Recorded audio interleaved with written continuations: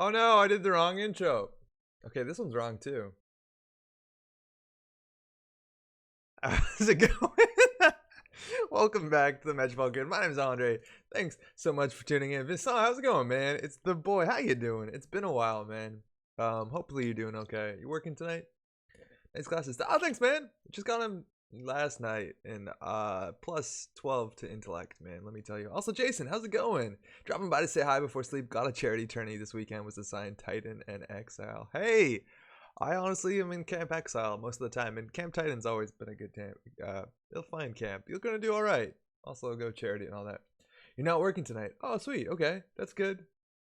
Welcome to the stream then, I guess. It is currently November 8th for a couple more hours. We're gonna be playing some Netrunner tonight. Not the most well-planned stream. I got beer this time though. I planned that part, but that's largely all we're gonna do. We got a deck list of the week, which is honestly, I looked at this today, early this afternoon, and while it hasn't loaded here, it is an acid spam HB deck, and I actually really like acid spam HB decks. Classically, funny enough, against Vincent, I think it was maybe 2 years ago. There was a store championship. I was playing HB acid spam. Took that store championship. Played Vincent a couple times that day. And I was playing ETF back in the day, and this was actually pre, if I'm not mistaken, pre Estelle Moon, and even then it was really good. It was like Museum of History garbage. But this is one, it's different. I'm gonna open up in the other one. What's it called? Chrome. This one's a hostile infrastructure deck, if I'm not mistaken, which is a good way to make friends immediately. That card, again, if you can't trash it, everything else is going to be hard. So we're spending 6 influence on hostile infrastructure. We have turtlebacks. And the idea with sports metal is it might actually be one of the better HB identities to acid spam in. We have a win condition with cards like Lakshmi Smart Fabrics. They don't deal with that, and they don't have imp or the other one. Did I break this? No, we're fine. If they don't have imp or film critic, they really can't steal agendas. And every time that they hit an agenda from your deck, which there are a fair bit, you get card draw. And then that means you get more assets. It's not saying I believe your deck had a Estelle Moon. I think it was right before that. It was like at the point of the time that DDoS came out. And I think DDoS came out into after DDoS. Was it Terminal? I think it wasn't. I think it was DDoS, and then we had Data and Destiny. Because you were playing double DDoS, DLR, Leela, which was absolutely super brutal. I remember that deck was really bad. It was way after DDoS? Yeah, you were playing Leela DDoS though, right? Hey Wayne, how's it going? Hello as well. Maybe I'm wrong. Maybe it did have Estelle Moon. I feel like it didn't. It was Faust, yeah. Oh, that's a good pour. Okay. We got 3 currents in this deck. 3 shipment for Mirror Morphs. We really want to draw as much as we can. This deck would obviously be a lot better with Estelle Moon, but it's all we're going to do. Mind you, Ice, restricted card Mother Goddess. And Mother Goddess is going to come in 2 shapes. Either Mythic with no subroutines, or likely it's also going to be an End the Run Sentry. And let me tell you, an End the Run 4-strength Sentry is actually pretty good. MK Ultra without any support breaks that for 6. You're almost never going to double ice this thing. So like Nanotech breaks it for 4. Like, it's pretty good. That being said, I'm not excited to do all this other stuff. And this, mind you, is another good way that we have to win. This is another win condition because you can score 5 threes out of hand. And the version that I was playing back in the day, I don't even know if I have it, but it was like a heavy Lakshmi build back when we were spamming assets in HB. Had a lot of these cards in it. Rashida, MCA Austerity wasn't there, but Jeeves was really good. And this deck back in the day also had Biotic Labors, which is really fun because Biotic with Austerity gives you a lot of flexibility, let alone with Jeeves. So we'll see how it goes. Rain says my opponent milled 7 points into archives fairly early, and I still won with my opponent on 0 points. Do we have recursion? How are we going to fix that? How do they mill points, too? That doesn't happen that often. I'm not excited to play a hostile infrastructure acid spam deck. The thing right now with the meta is like, so maybe a year ago when acid decks were like the competitive deck, a lot more, not only was there Wizard at some point in time who had 3 recurring credits to trash things, but a lot more people were prepared for it. And if you're not a deck that has this either really strong economy or you have special cards added into your deck that help you deal with assets, this is actually quite difficult to deal with. And so you get a lot of polarized matchups. Now it's like there are cards that are pretty good you can put in your deck that help. Bad publicity helps, so things like Mining Accident early are really good, and we're actually pretty weak against early Mining Accident because we don't even have Hedge Fund. But that's kind of largely it. We might play against some shapers that have like just entirely struggled to deal with assets, and we'll roll them over. Vince, I'm excited for you to play asset spam. I'm actually okay with asset spam, right? Oh, saved only by Lakshmi. Okay, yeah, Lakshmi protects from archives as long as you're rezzing stuff. Now, just out of distance, like I like the turtle bikes, but I'm not sold on the 3 copies of hostile infrastructure, specifically in this deck. Now, we're not trying to kill them with net damage, so this is kind of just like an annoying card. It's also really expensive to res. 5 credits makes it the most expensive card in our deck, and we can't cheat this out with things like Breaker Bay Grid. And if my opponent spends 5 credits to res this so that when I go trash their Jeeves so they can't score next turn and I take 1 net damage, I honestly don't care. So I'm kind of dubious about this inclusion because it doesn't really help your win condition. It's just like kind of annoying, but at a 5 credit res, it might be more annoying for us. At least we don't have Biotic Labor, right? And I guess we're not icing any of our assets, so maybe that's necessary. I don't know.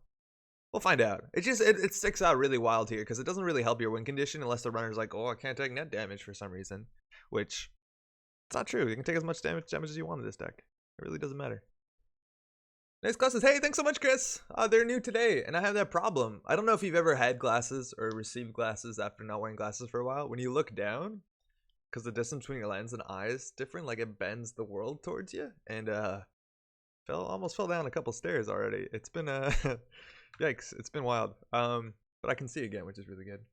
Yo, Nail, how's it going? Happy Thursday to you as well. I will miss the Halloween mask.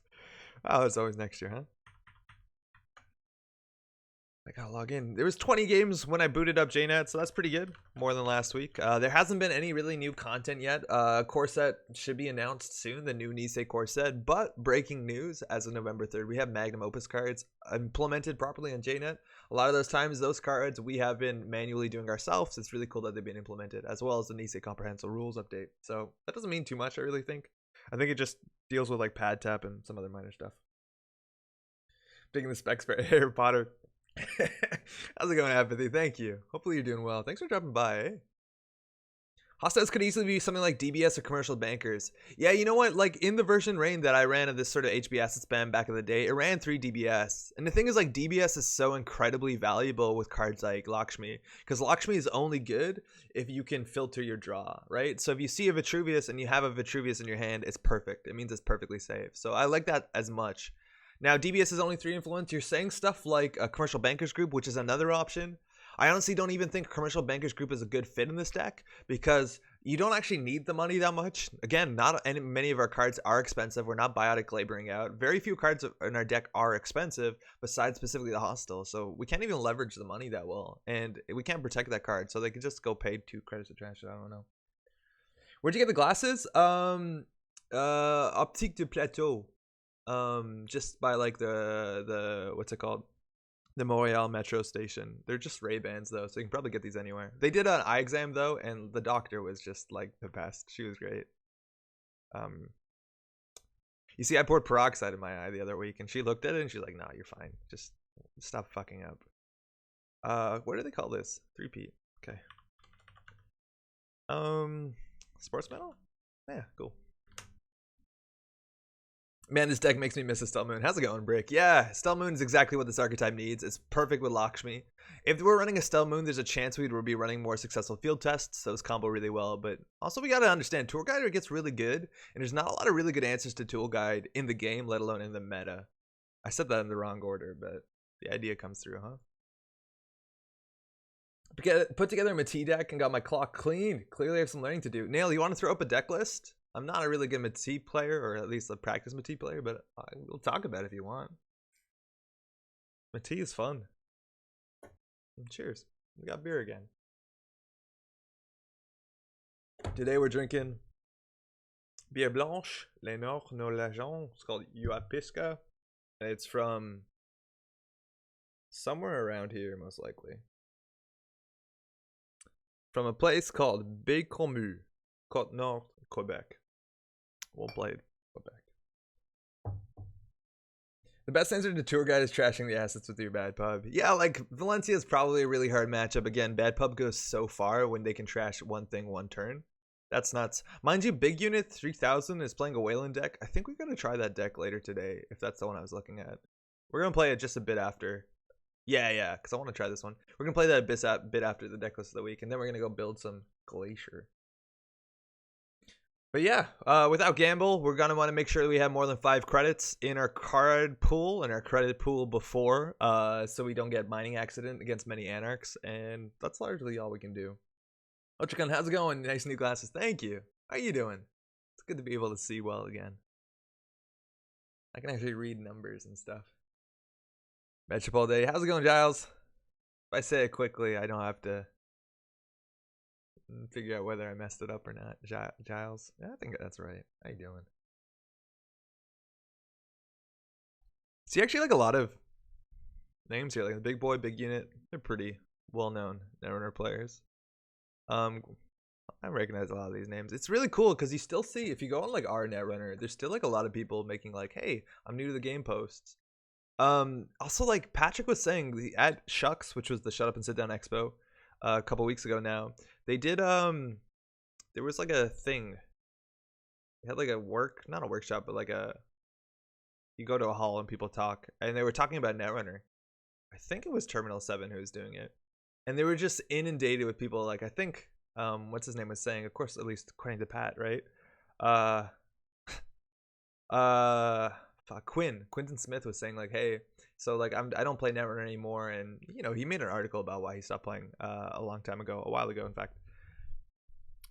So that was kind of the tone. They were like, oh, the game's kind of over, right? We're not playing anymore, but it's a fantastic game. And then apparently the big reaction in the room was like, what? No, we're new to Netrunner. How do I buy into the game? How do I get cards and that sort of stuff, which is super exciting.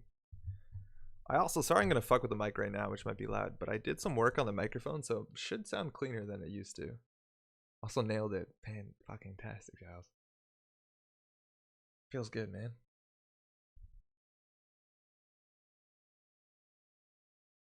Actually, 2 competitive lobby games.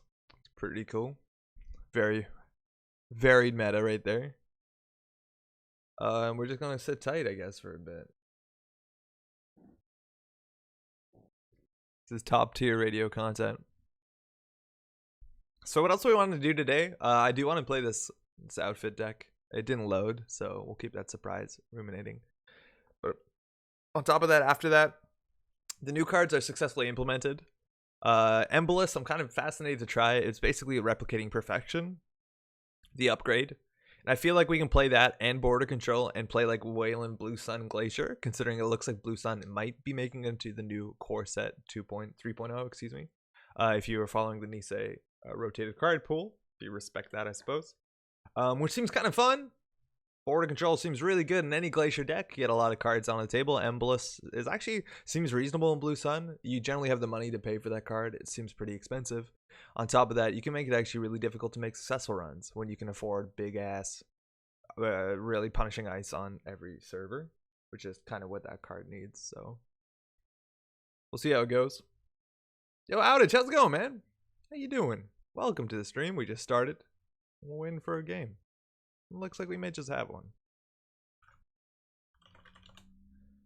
Alright, now we're going to acid spam against whatever friend we make. Ooh. Jesminder. Gotta protect HQ, gotta protect the R&D. Thanks. You too. So Jesminder dodges tags. She avoids tags. I think we're going to have to like zoom out again though, no matter what, because we're going to be spamming. That actually makes it... Oh wait, we can do this. There's no need for this. Maybe I'll drop this 1 second. This hand's not great. We want to open with cards that make us draw like Rashida. You want to open up with turtlebacks. This is probably worse. Omni, how's it going? Embolus is fun synergy with Blue Sun and Divert Power. Yeah, Divert Power is weird. It's like another weird flimsy... Oh, this hand's ass. Like sort of flimsy econ card, which is interesting. So we'll see how that goes. How do you feel about Embolus encouraging successful runs making hard-hitting news? That's pretty cool too. That's interesting. Hey, yeah, we'll do. That's interesting. I think that's cool. It's kind of the same way like you could do with things like austerity policy, I suppose. But now you need to spend money on an expensive upgrade, and you need to ice all servers, and you need to do something else. Like, I don't know if you need to do that. Interesting, though. This hand is trash. The thing is, playing enhanced login protocols while we have 2 agendas in hand seems pretty bad. I think we can draw once and install twice. Oh, that's actually pretty good. It's a shame we don't hit this one, but at least they have to decide whether or not to hit. If we res it, they know what this is, and they might check the unresed one. Audio is clean. Hey, nice. Worked on it. What's happening in this match? System, we're playing an acid spam sports medal. It's the deck list of the week. And Jesminder Serene, she probably has, what's it called? Oh, that's really spicy. Oh, she's going to become Liza. Oh, we're fucked. Now, every central server, she just draws 2 cards. Mind you, she definitely has Hot Pursuit, which is like run HQ, gain 7 credits. This is the turn one dream. This is the only runner who can do it. Checking the MCI austerity policy. It looks like we're going to keep our Rashida, which is fantastic, but just that's absolutely, we're fucked. Looking fly today, Andre. Thanks so much, Kinchin. So I mean, you need to do that reverse. Start with the 4-3 crop. Go to widescreen to show Patrick hiding just out of the frame. Oh, they actually trashed that. Okay, cool. All right, we're spamming assets. Yo, our hand is not particularly great. Now, they need a breaker to get through this. Yeah, right? They need a breaker, but if they trash their team sponsorship, I guess they need to trash the team sponsorship. Then they need to get through this, and then they need to get something else. What do we want to score? Like, it'd be cool if we could slow roll this, but we can't really do much with it. So I think we're just going to put this in server 4 and throw out one of our shit currents. That's rough. How's it going, by the way, Kinshin? So again, R&D, 2 cards off the top, 2 draw. They're seeing what we're drawing too, so I think they saw sponsorship? Mind you, we can always draw with when we score Vitruvius, which is kind of useful. Okay, now we don't know what's going on. Okay, this looks like a slow Glacier deck, which is pretty ideal for us. Because when we score this, we can choose to draw and then install with team sponsorship. It looks like they're hosting on Netship. This could be like a Maven. It could be super big rig. That's really good for us because it means they have a lot of stuff to install, which means they can't spend time running. We're going to have to protect all central servers, so it's largely not going to happen. Mind you, our deck has 6 ice, so every turn they're going to be drawing 2 cards and getting an access, which is obviously like really bad for us. We could get greedy and install this just to get more value. Honestly, don't mind it. I want to ice HQ more than anything, though. I think we can install this, advance this, ice HQ. Do you have 4 credits? Oh, this is probably a bit greedy. If we advance this, what do we get? Recursion of any of these cards, which is not particularly that good. We could just take a credit. We could play the current. Playing the current means they'll just set up, which is kind of nice. But we need a res 2, 3, 4, 5, 6. We get 2 back. We install. That's another 2. We want to put Rashida behind this one. I think we just take a credit here. That might be wrong. I might be a bit too cautious, but I think we're just going to do that. Just score and bring back Rashida behind the guide. Yeah, that's what we're going to do anyways, but next turn. That Turtlebacks was probably wrong. Unless I advance this, that Turtlebacks was not right. Like, we should have just scored that turn for sure. Is the current good with the open R&D? It's not bad. It's definitely not bad. But we still have, like, this is 3, 4, 5, 6, 7 points, so... And even if they hit one, generally we get 2 credits. Hey, Lunel, how's it going? Glass is looking nice. Hope your eyes are feeling better. Thank you. Eye is perfect. It's totally fine, but we just got the glasses yesterday, so feeling good about that. SMC, we have to respect Clot. How's it going yourself, Lunel? Have to respect Clot. Not going to matter this turn. That's okay. Res this. We're going to install the Rashida behind the Vitruvius so that we're not going to bother resing the tour guide. What we did last turn was wrong. So we're going to do sports medal first. Guess we're just going to get 2 credits. We'll put Rashida behind server 3 or 4, excuse me.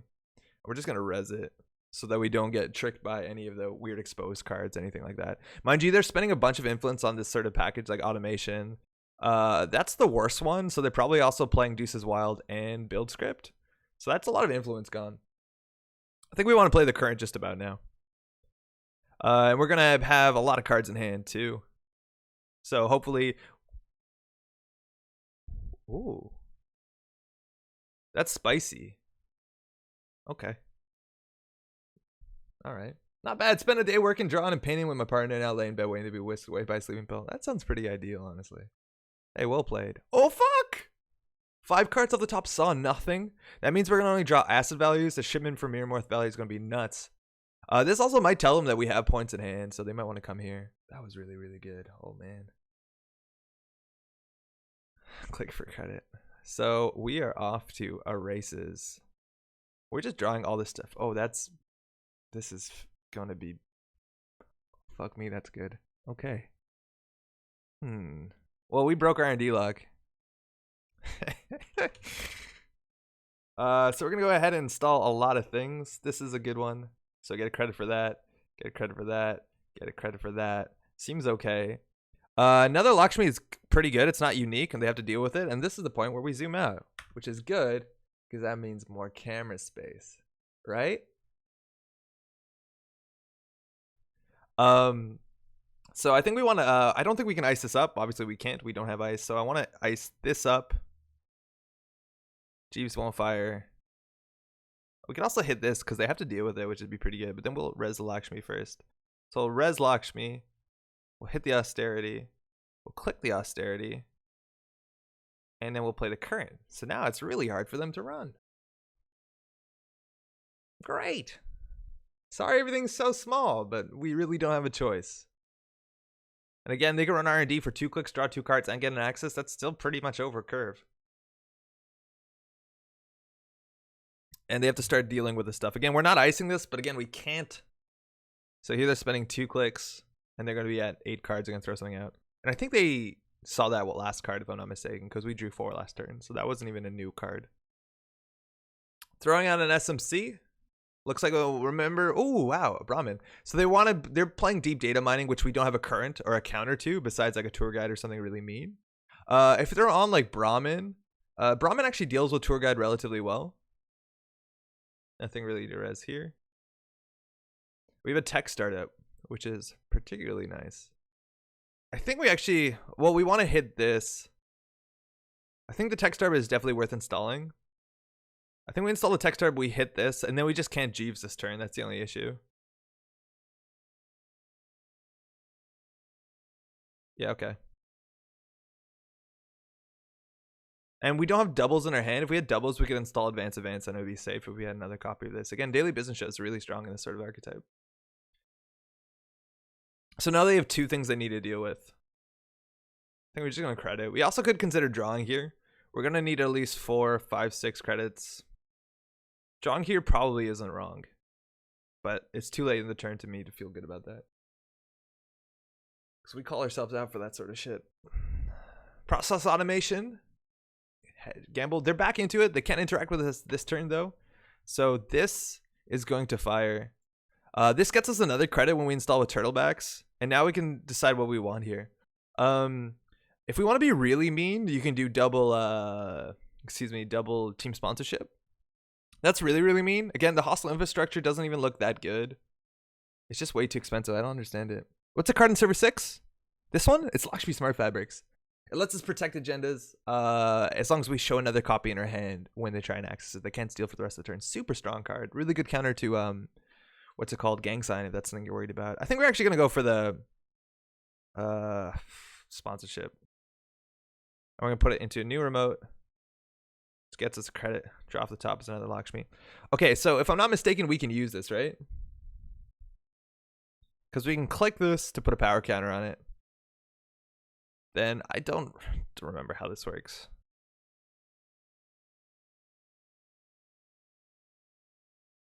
I might be doing this wrong.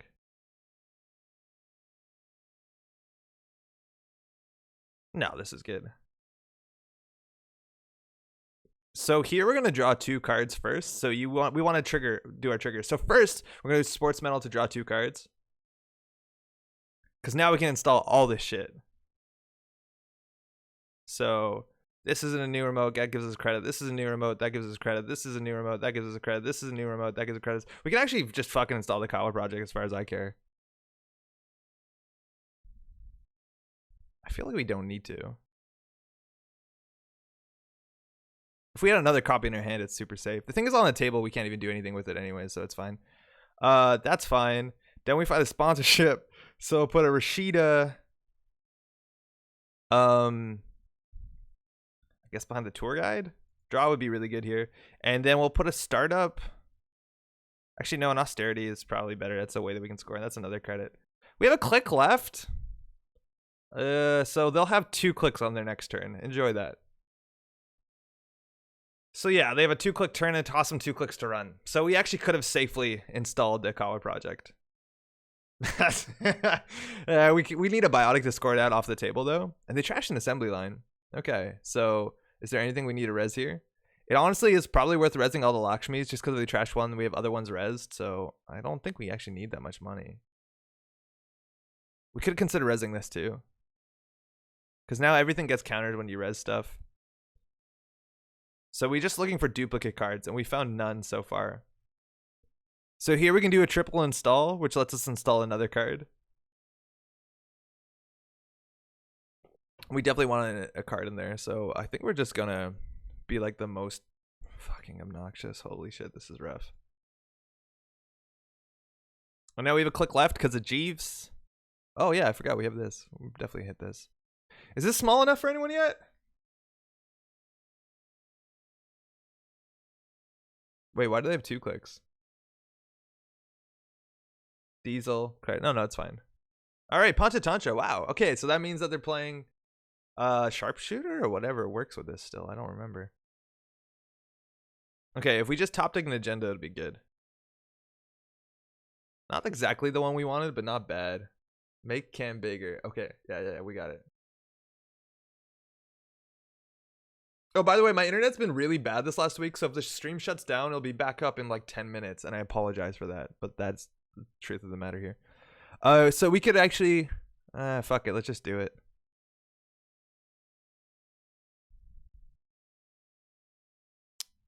What do we want to do? Yeah, I think we just want to do Rashida. So like, look how dumb this is.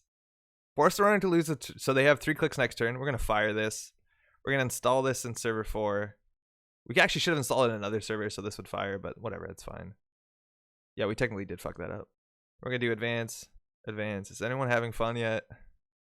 Yeah, I guess we'll res this now. We could have res that before. We'll score this.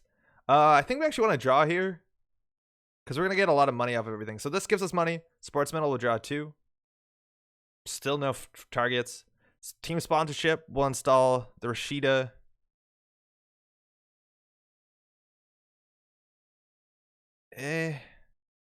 This is more money, I guess. That's 3 credits. Oh, put the Rashida in another remote. Put this Rashida. Oh, wait. Wow, we should have reinstalled one of these. That's fine. We can technically do it. Yay. We'll put this in a new remote, and we'll just fire this. So now they have 2 clicks again, so they can only make 1 run. I'm so sorry this is happening. How's it going? Bring back Wizard, right? This is real today. How's it going, Zach? Yo, this is what the people ask for. It's not me. Gingerbread. Okay, so they're in Ginger Pancha Chancha. Luckily, this is still really good because it has 300 subroutines. You're going for Hot Pursuit? I think your pursuit is going to end there, my friend, because we can pre-res everything we want. Fuck it, we're resing Hostile. This has 1, 2, 3, 4, 5, 6, 7, 8, 9, 10, 11, 12, 13 subroutines that all say end the run on it. It's going to be 13 credits. I'm so sorry. They did have a way to deal with Mother Goddess. Yep. 8, 9, 10. They're actually short 2 credits. 3 credits, excuse me. They have 10. What is this, a card game for ants? How's it going, Jester? Okay, sorry about the spam.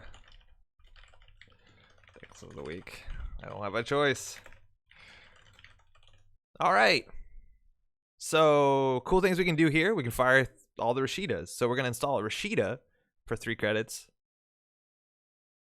Oh, she's unique, so no, we can't double Rashida. My bad. Whatever, that was still a fine play. Okay, and now we win. We can just install this naked. We don't have to do anything. Whatever. That was technically wrong. And we can advance it. It's totally safe. Oh, we had one of these in our hand. We should probably just play that. That's fine. So they can't steal it. because I have to deal with every single Lakshmi first. So we're just gonna go ahead and they could remove this from game. Oh no, that new card doesn't work like that. If they have Film Critic, they can steal it. They have Imp, they can steal it. We 100% should have iced it. Not icing it was wrong. Jim, what's up? Call Gingerbread all downhill from me on this stream. New glasses. The theme is weak is eye test. That's actually pretty good. Seeing 2 cards we threw out. We goofed this. This 100% should be behind the tour guide. We also made our tour guide weaker. We definitely fucked it up because they have a chance of deep DA mining here. So they're accessing this. So it's no longer, they can't pull an imp out because they've committed to access. So I'm going to use power counters on here to show another copy of it. So now they need to, they can't steal it until the end of the turn. And they only have 1 click left. And even if they, yeah, they're just, that's it. So, all right. So they're trying to get in here. They actually might have the credits.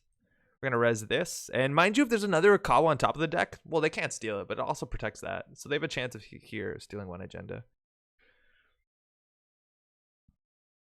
Yeah, Wizard would be pretty good. Val would be pretty good against this. Like, that's kind of an issue. And again, we talked about how there's polarizing matchups, things that can do with the deck, things that can. Hey, and in. People that decks that can deal with assets, decks that can't deal with assets, and specifically, like you saw in their deck, they installed all this stuff that doesn't matter. Like so far, I guess technically they needed this, but like this multi-thread is not worth the time and credits when they should have just maybe taken credits and checked this. I guess the current is really rough, but no, fine. And that's what an asset spam deck does. Again, I'm not sold on the hostile infrastructure. Doesn't really make that much sense to me because once you have a big board state, you have the big board state. It's 5 credits, which if you don't have a board state, you're never going to be able to afford to res. Not sold on that. Probably could do way much better with 2 more influence. Even just good ice, probably. I don't like the ice suite.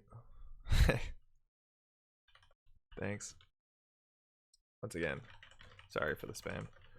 Yeah, I don't like spamming people in the casual lobby. They're not really ready for that. Hostile structure is great against Apocalypse. Yeah, that's true. It is a good counter tech to Apocalypse. That being said, like you could play Crisium great in its spot, and then like that's good against other things besides Apocalypse. That's the one thing hostile infrastructure 100% is good against though, and maybe Apocalypse decks are important. This card denies Apocalypse 100% of the time.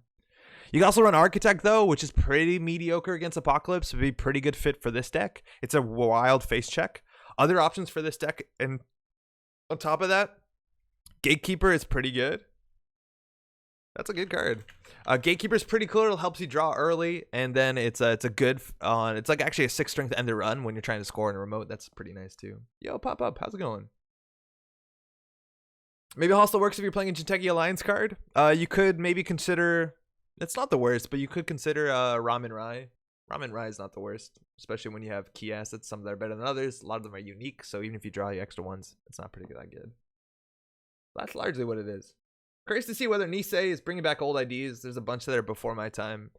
All the IDs that rotated, a lot of them can't come back, right? Like Andromeda is fundamentally busted. Kate, maybe. Probably not, though. And that's largely it, right? Like, Wizard's not going to be coming back. The NBN one that rotated is, like, super boring. And ETF is technically a problem. Gotta drop Mogo if you pick up Architect, I think. Yeah, I don't love the Mogo. Like, it's a restricted card. It doesn't do too much. Like, we could also maybe run Mamba Temple instead as a restricted card. But, like, I don't know. Tour Guide seems good. I just think, like, the deck has enough good ice. Like, Architect is basically a Mogo once you have a Tour Guide up, right? You can't not break Tour Guide. And super flexible, right? Like, they break they let a Tour Guide fire. Oh, man. So good. But you're right. Anyways, that's that deck. I don't want to spam it again. I do want to play this deck, though, which is Big Units deck. And I think they're playing it online right now. So we'll try this one. Terrified of Haley and Geist rotating. Yeah, I don't know if they will. Haley rotating makes a lot of sense, right? Like, Haley's kind of like Kate. It's just such a strong ability. That being said, it opens up a lot of decks, which is really cool. Geist, on the other hand, is like relatively one-dimensional. Has all these support cards that are kind of adored. I love Geist. I think Geist is my favorite runner. So I'll be sad to see Geist go. Yeah, Geist is weird. Geist is a mini faction, right? So I saw this deck on the side panel. And this is the big units deck. It's apparently doing really well on JNet, but it's an outfit deck, which I haven't had enough experience with the outfit, and it's not really heavy on bad pub. The real cool spice here is you have Arc Lockdown, which again is actually something you should probably play around in most Wayland decks. The fact that they have Consulting Visit, mind you only have one, is really good. But this real spice here is having Dedication Ceremony, which lets you fast advance with Reconstruction Contract. Not a lot of people see that. And it lets you also reverse accounts. So you can do like install Dedication, reversed accounts, pop it, they suddenly lose, what, 12 credits? That's real big. If this is installed on the table, you can do like Dedication, pop it, hard-hitting news, which we have 2 of. We have 1 high-profile target, which is not a lot, but this actually might not be wrong. The thing is we only have 1 consulting, 1 high-profile target, so the chance of us having the card to kill is pretty low. And this package is taking the spot of Economic Warfare, which is kind of wild. It's weird. I don't know if I'm going to be able to pull this one off really well because, I don't know, my aggressive Wayland deck has been like, my play has been kind of dodgy as of late, which is weird because that's like classically been the archetype that my name has been attributed to. 3 Archive Memories is kind of a big deal here, though. It's a bit of a slower tempo play. But like if you're going to Consulting Visit the second copy of Hard Hitting News in your deck, you might as well Archive Memories and play it. It's just as click intensive and it saves you 2 credits. This card is really cool, especially with Arc Lockdown or Econ Warfare. It lets you replay those a lot of times. And you can do like HPT, the profile target, to do the meat damage of the tag. Archive, high profile target. Even Archive Memory to Too Big to Fail is not that bad. And also a lot of this ice is really cool because... My sister calling. Sorry, Anna. Not now. Yeah, it also lets you like Archive Memories, Dedication Ceremony. So if you have one of these installed, you can go. And the ice is actually pretty good, even if you give out bad pub. Like that's one of the cool things about border control, which is now implemented. Is that even if they have bad publicity, it is a very relevant piece of ice. It stops like run events. It stops big digs on your remote server if they have to break through surveyors and archers. That's really cool. And so I'm saying this deck reminds me of the Titan deck you tested for Worlds. Yeah, it's actually really similar. I was playing reversed accounts in the deck I was testing for Worlds too, in a Wayland deck. It was really fun. I really like this archetype. John, what's up? Andre, kind of a big deal. Thanks, man. How you doing? Let's give this a shot. I think actually like we see the big unit was online just a while ago before we started the last game, and they were playing Wayland, so I'm assuming they were playing that deck. New corporate deck. Nailed it. All right. 11 ice. Legal Arm Factory will help us find it. And we have 3 SSL endorsements, which is like a bit high variance. It does give us the money we need, but like, yowza, right? A deck with 9 ice and 3 3-pointers. It's pretty rough for Wayland, especially when we don't have things like Punitive, you know? Doing good. Miss playing Netrunner. Should play Netrunner, but I guess we're waiting to see what Nisei does for his new core set. I think that's a lot of people too, eh, John? Like, not that many people. It's actually 17 to 20 games tonight. It's really pretty good, but you're going to see a lot more people playing as soon as some news is announced because, well, it's been a while since we've had news, right? A little bug on here, bud. What you doing? Go. Oh, okay. No, that way. Did I kill it on accident? Let's go. Now, if we do a bad pub, people are more likely to check remotes, especially naked remotes. So we're gonna have to ice a lot of our cards, which is not that hard considering we want Surveyor and we want to build a big remote anyways. Sorry about that. John, it's what, a week away? I don't think they've actually given a date. That is a fucking meta name.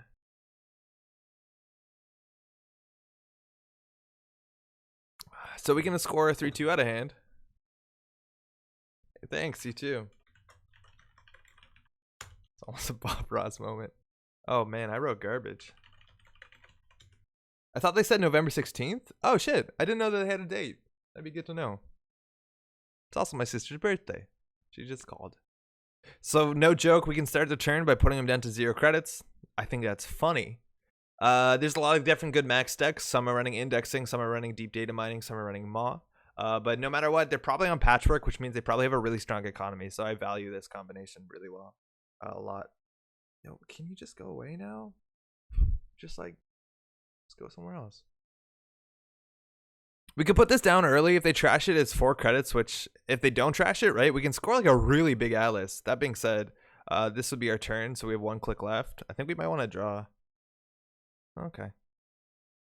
Putting this on HQ makes it a 1 in 5. Not that worried about a 1 in 5. So we'll put this on R&D.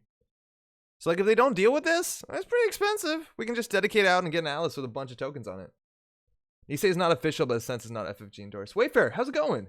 Is Nisei in any way official stuff? Or is it just that people have agreed to go with their suggestions? That's largely it, right? Well, that's real bad. Oh, they threw out a mod. I thought they installed it. Okay. Yeah, so it's a community thing, right? So it's by no means official. FFG's there's no official. So it's like the closest we have to official. I think that most people are going to respect it. I'm not going to res this until I mandatory draw, so it protects our Atlas. Oh, we also have to protect this, though. Good luck, us. Nailed it. So check this out. New remote. Advance this. Then we can advance this once. Move. Score. We're on 2 credits. That's pretty bad. Stucky, how's it going? It's the only project now that has any kind of traction to continue the game. That's largely correct. So we'll take it. They hit the SSL. That's pretty bad for us, but also gives us 9 credits at the time we need it the most. They're on Hacktivist, and they're on Levy largely, but Maw is kind of scary. They're also on a slower deck, and mind you, Pad Tap just got changed. Pad Tap now fires on most abilities, not only the ones that say gain credits. Basically anything like Adonis that says add credits. Well, that's fine. Install first, then res it. Jim, that's way fucking smarter than what I did. Let me tell you. Thanks for pointing that out. Yeah, what we did was wild. Literally the dumbest thing. You're right. Speaking of the core set, the details of System Core 2019 will be formally announced on the 16th of November. Thanks, John. So that is relatively soon. We did have Archive, though, which is kind of cool. So if we play this, we give them a credit. We're not going to pay 3 to trash this. It's not going to be worth it. So this says, right, they may take 3 credits from SSL endorsement. So this fires Pad Tap now, right? This is the beginning of the changes. So this didn't used to fire Pad Tap because it says take credits, and now take credits is considered gain credits. That's one of the changes that Nisei has done. And you notice, even if you don't agree with Nisei, right? Like if somehow you don't respect that authority, Jinteki now works on Nisei's rules. So that might answer your question to some extent about like, is Nisei official? It looks like the community is really accepting them, which is pretty cool. The fact that we paused there makes it look like our hand is shit, which is kind of interesting. And we could play a hedge fund here, but I don't want to, because then it makes a 1 in 4 on HQ when they're probably going to run an open HQ. So we'll just take our credit. If you installed first and res, there's a quarter chance you have a naked Alice on the table you couldn't score. Yeah, that's actually true, right? Because we need to protect 2 pieces. That being said, I don't know if they would have checked the naked asset. I guess, yeah, if we pre-res that, almost definitely. They're going down to 2 credits, but they have a lot of ways to make money. This card's also interesting because it gets paperclip in the bin, because it gets around the current, but I'm not that worried about the current. So we can choose not to gain here to deny them Pad Tap money. That's interesting, but I don't think it's ultimately going to matter. And this also says gain a credit, so no changes there. But this is going to fire that. That Pad Tap's pretty good for 1 influence now. This gives them a bad pub, but it gives us a lot of money, so I think we're just going to go for it. This also says gain credits, so yay. What can kill it now, maybe? Archive Dedicated is a reasonable play with the Alice token in play. Archive Dedicated. We still need a lot of pieces for that. Like this, as soon as we use this archive token, yeah, I guess we wouldn't use this right away, but they now have more credits. Oof. Okay. Levy in the bin. Now, mind you, we are on Arc Lockdown. They're also on Deep Data Mining, which makes a lot of sense. We could have probably guessed because they're on Maw and they want to throw out their breakers. So one of the best plays we have, they generally have 2 or 3 of each breaker, is we can actually just wait and then Alice token for Arc Lockdown to get the breakers out of the game. That's probably a way you're going to win. So we'd consider not resing our ice if that comes to that. And Border Control, heck of a card. What is the card you're hoping will make it back into rotation? From the original 2 cycles? LLDS chip or whatever it's called. But I don't know if they said they're doing that. I think they're just taking cards back they would have rotated. So this is good to get. I think we want to draw once. Now the money war doesn't matter. Like this is still a 3 credit card, which is fine. I think we can draw once here. We don't need to play this, so why do us? Why would we? That being said, we need to start building remote. We're gonna have surveyors, so we might as well start building something. I don't know, John. I had to think about it, but like I love that LLDS chip. But they got most of the good cards in like the other core. So I don't mind. I heard Fetal's coming back. That's a cool one. Workshop would be pretty cool, but I'm not that upset Workshop rotated.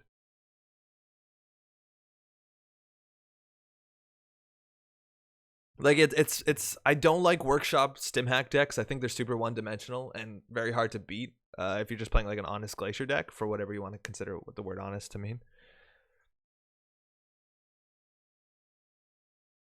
Okay, so they have 2 MK Ultras out of the bin. They might be on a single Amakua. So far we've seen 4, 5, 6, 7, 8, 9, 10, 11, 12, probably on 2 pads, 13. So they could have 2 Amakuas. They also could be on Rebirth. If that's the case, like, getting rid of their Black Orchestra is kind of good. It's not the worst for us. It's not the best for us. On the basis that, no, it's actually pretty good.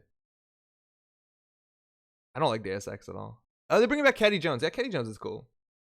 Also, Coin Flip. How's it going? They also can rotate big box cards, which is nice. I think that's something they said they would get to in the future. Oh, yeah, we do have good DDM tech. You're right. If we put this on it, let's draw ones here. Well, these are not doing well because we can't really tempo. I think we're getting money. That sucks. I think they said at a point they would address big boxes. Now they are milling themselves every turn a bit. I don't want to res any of this stuff because I don't want them to install their cards. Because in theory we could pull for lockdown and then lockdown paperclip, archive memories lockdown for Black Orchestra. So like we're gonna let this axis go through. Hopefully they throw out another breaker. If they throw out whatever other breaker, will automatically just like snap lockdown everything.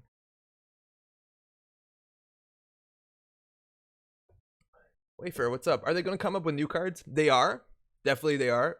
They said so. New cards are going to be coming in 2019. They wanted to do something before that, so that's going to be rotation. That's nothing new. New official cards are going to come in and out of the card pool, but nothing official yet, or nothing new yet. Excuse me. Obviously, we can't play this. This gives them a bad pub and a credit, 2 credits in fact. Like we can start wiping these, but it looks like we're gonna win not off of money, but off of like just getting rid of their stuff.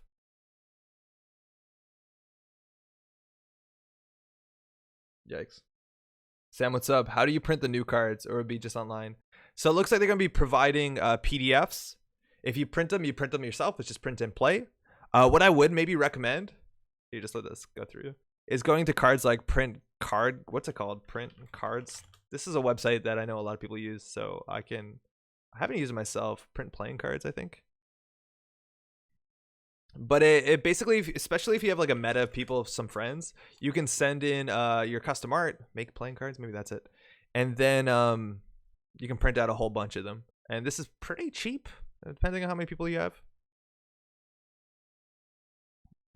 All right, 13 cards left in their stack.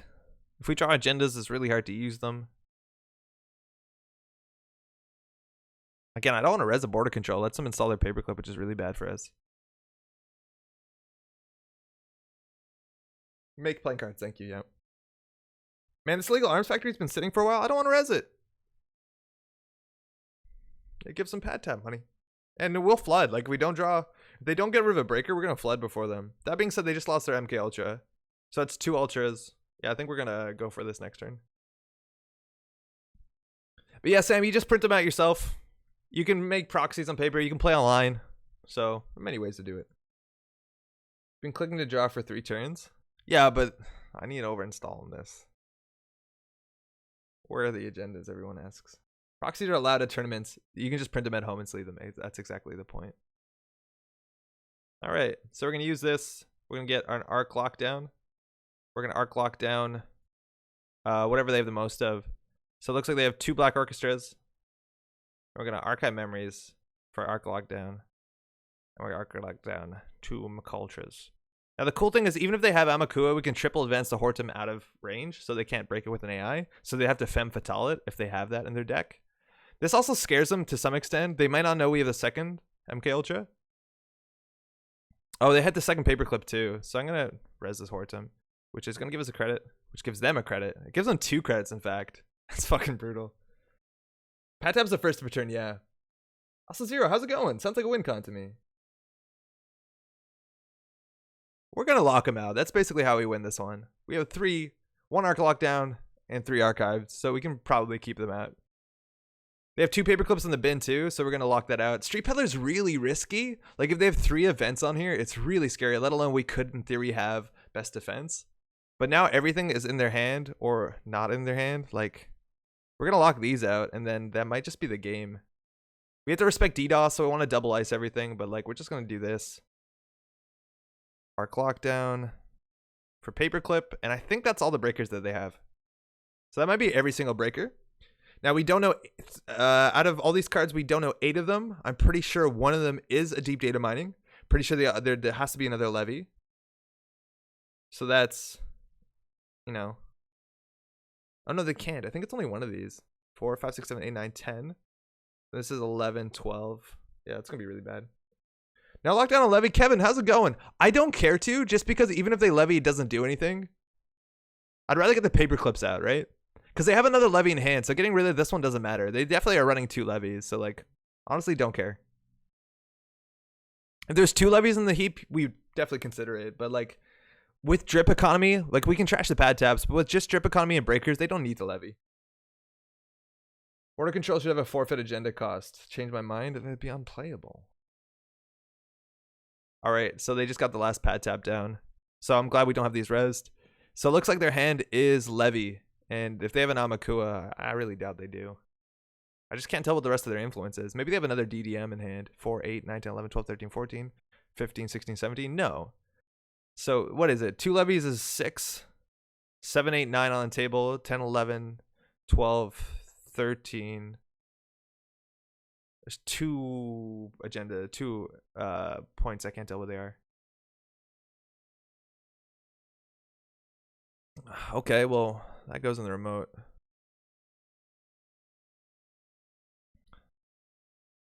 What can we possibly do here? Like, same old thing can go into Stim Hack, which is interesting. There's a chance that they're on, like, Fem if they have Street Peddler. There's a small chance.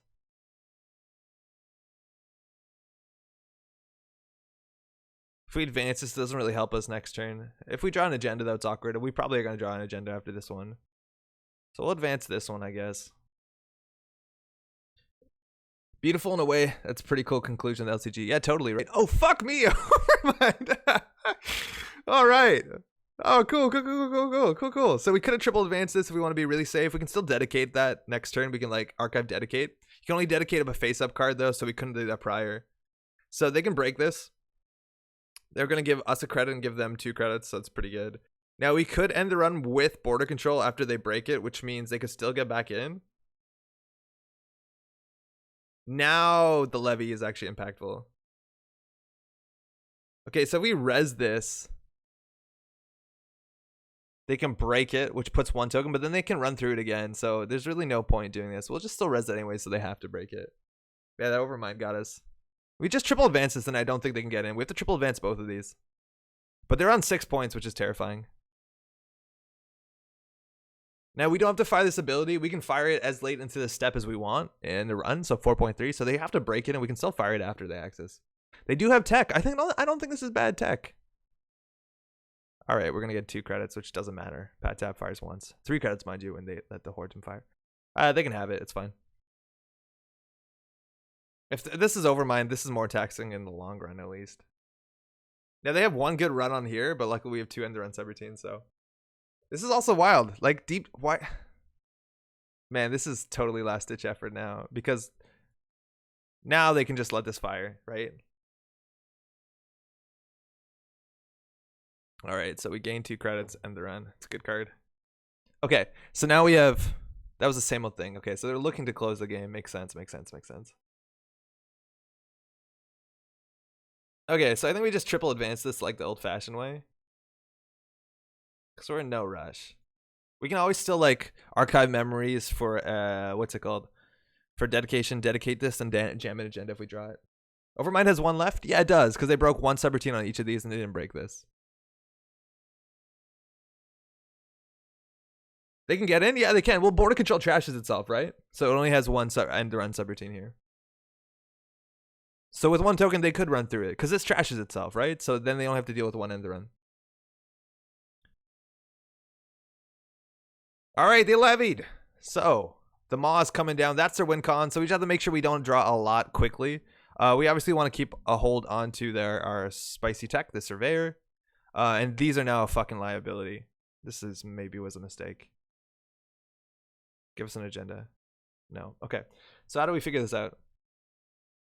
We definitely want this somewhere. They didn't overinstall their Overmind because I don't think they had the option. So as long as we can control our draw, we're fine. Now, just this on HQ is only trace 2/2/2/2, which isn't particularly good. And we want to keep as many cards in our hand as possible, just because that protects us. We want to also keep the archive memories because it just seems like good. And I'm scared of a second Overmind, so I'm going to triple advance this.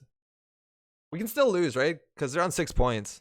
So if we ever draw a 5-3 and we can't score it, that's basically how they lose. Well, actually, agendas won't be here for more than a turn, so a couple of them will.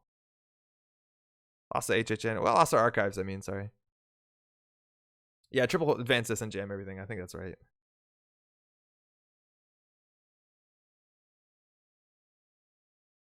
Fuck me, yeah. So there's a couple options. Icing HQ kind of is okay, but not even that good because they can just run these. They just have to access a card. So not really that good. I think we want to just maybe put one on the remote in case they're running inside job, which they're not. Drawing here I don't want to do. I think double archives is probably the best. They can always trace it though. This ice isn't actually particularly that good. We'll draw once. This seems okay. Yeah, that actually seems pretty good.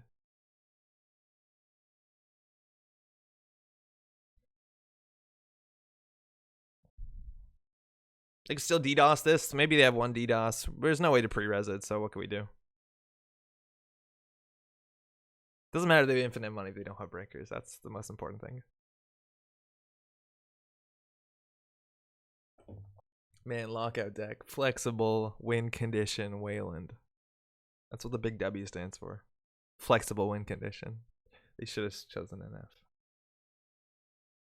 If you're just tuning in, by the way, you're probably wondering what the splash screen looks like. So don't worry, got your back. We also didn't see all the influence, so there still might be something. I think if they had an Amakua, they would have installed it though. Maybe they want to keep one tech card in hand. I don't know. Are you serious?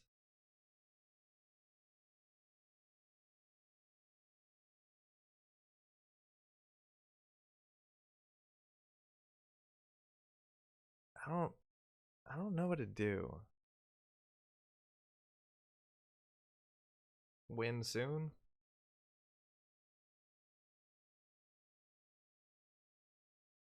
Bleeding cards from hand, but again, if they don't play Fisk, we can control our draw to some extent. Having more cards in hand would be better. There's a chance that was a mistake. Because if we have more cards in hand, other things are safe. Actually, Icing HQ is probably better. That being said, they largely can pay for most of this. Like they have what, 2 bad pub? 1 bad pub, so this is like 3 credits to get through when they have 38 credits. Doesn't matter. Yo, Jogging, what's up? Just gain credits until you draw an agenda? I think at this point, yeah. Hacktivist doesn't really matter. Draw. Fuck me. Really, the 5-3? This is how we lose. Drawing there is bad if we only drew this card, because on that basis, install advance. Like, we can't. This is going to be in here for a couple turns. This is the worst fucking draw. Why would you draw Vincent? I don't know, because there's only one 5-3 in the deck. This is the only bad draw. It was 1 in 18. If we drew a 4-2, we can jam it. We draw a 3-2, we can jam it. We draw a 1-2, we can jam it. It was a 1 in 18 for that to be bad, which, you know, probably should have respected that.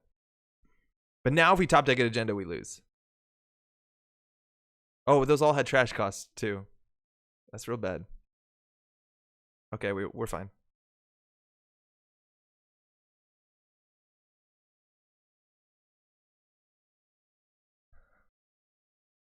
You got a top deck an agenda, my dude? Not this time. But we're gonna lose our whole hand. Unless actually, yeah, now we lose our whole hand. So if we draw 2 agendas in a row, we probably lose. Actually, no, we'll be fine.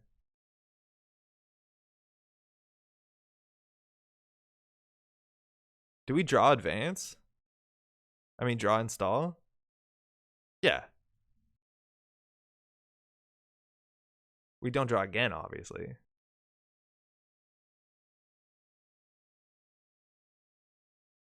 The RPG zone is the saddest thing I've seen. Yo, man, full house. It's real good. All the friends can hang out together, and they are on 2 levy. I think we knew that though. Top deck and agenda, we win.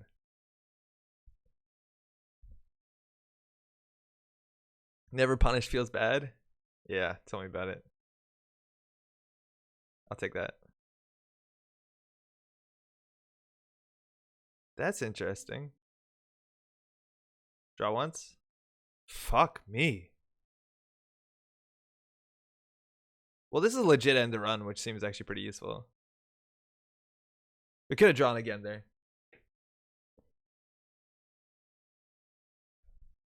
So now they actually can only take 1 shot of this. They can still maw us, but they can't get the maw cards.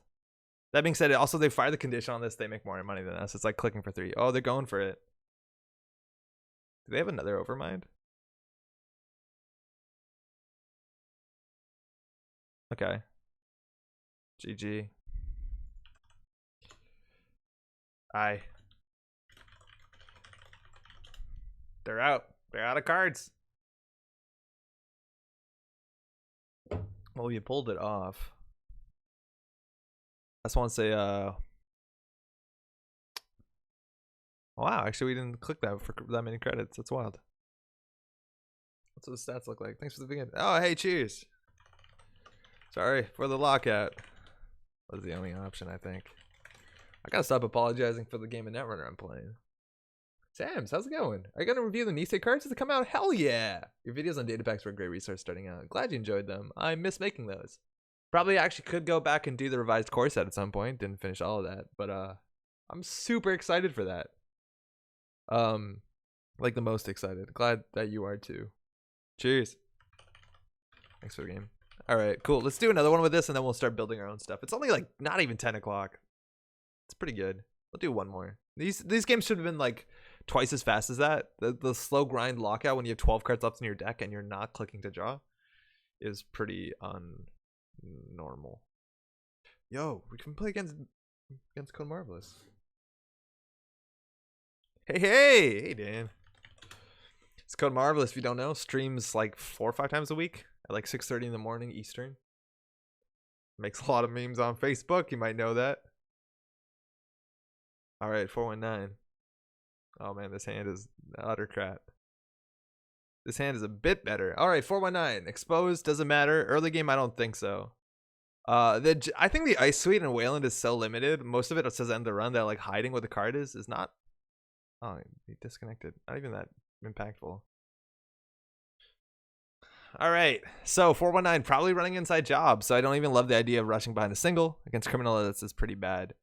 And we don't want to play too big to fail turn 1. Generally, I like to keep that on a surprise turn where you play that and then hard hitting news them, or you use that to recover from hard hitting news. But playing that turn 1 just to get that real juicy looking 10 credits is probably wrong. Cinco, what's up? Immediately disconnects. Sees matchup, disconnects. Maybe if they were a tag me deck, right? Oh, we'll wait a second. It's 3:53 a.m. here. Clock outs, how's it going? If I stay up to watch the sound, Metro Ball Grid. Hey, good evening. Or good morning, maybe. Hope you're doing well. Glad you can make it. Not sure if you should be awake or not, though. Maybe, I don't know. Sleeping is important, I guess. I actually have tomorrow off, so I'm pretty excited. I got a long weekend. Don't really have plans. Best of luck, have fun. I'm gonna say that. I really don't think Dan's in this room though. Yeah, man, day off, huh? It's pretty good. Yeah, it's pretty rad, huh? November is like largely devoid of day offs in Canada. November is like one of those bad months. I think there's 2 bad months in the Canadian workforce. There's like 2 months where there's no like governmental holiday. I think November's one of them. If you're from Europe and you have like your 5, hey, welcome back. And you have like your 5 weeks of vacation, you might not know about this, but things are different around these parts. All good, loud and clear. Okay, how do we play this opening hand, right? Like we can ice all centers, which is pretty good. Horton for the remote is pretty good too, but we generally want some combination of what's it called? Border controls. Border control is actually pretty good also against Siphon, right? Seems like you're enjoying life. Yeah, this stuff is good. Clocots, thank you. This beer is from Quebec. It's this Pishka. It's a blonde beer. Not a very big fan of blonde beers. Seems okay for now. Want to give it a shot? I'm excited I remember to get beer for the stream though. That was a good one. Ace. Best of luck. Have fun. Okay, so 419 has Link. Doesn't really matter except anything but Surveyor, but hopefully that'll get to a strength where it doesn't matter. 419 decks, a lot of them do Apocalypse, which again, our only defense against that is border control in the central server, which is not the best place to put it. Maybe HQ is okay. It's going to be kind of hard matchup. They're pretty good at making money. If they go tag me, we can consult maybe for a kill real easy, but you can't go tag me against the outfit. That would probably be crazy. I think we're just icing both centrals, which seems pretty bad. You definitely have to ice HQ. I don't want to expose what this is. When they have an Amaku, it's different, but this is kind of good against Amaku when we have dedication, so. This is a May ability, so that's why it's asking. Oh, fuck, dang, disconnected. Okay, we'll give it another minute, see how this goes. Oh, he's back. No. It's a Hortum. If we draw here, we're going to look really dumb, so we're not going to. We probably should have. So I'm not going to do that. Leaving R&D open is kind of like what you do, regardless, against... Yeah, that's rough. Yeah, we're not going to draw last for sure. I think we're just going to click for 2 credits. I want this for the remote, though. And if we do this, actually, they don't know what's in the remote. So there's some value in that. Because we get around the expose on first install. But we probably should have drawn there because we don't have any plays for the next couple turns. Because single ice into 419 is pretty bad. Running HQ. We know this is a Hortum. I'm going to res it, actually. Why? It gives us a credit. It ends the run, which is fine. But most importantly, it lets us dedicate it, which is pretty cool. Because triple advancing this is like really fucking shitty. Alright. This is only face-up cards, mind you.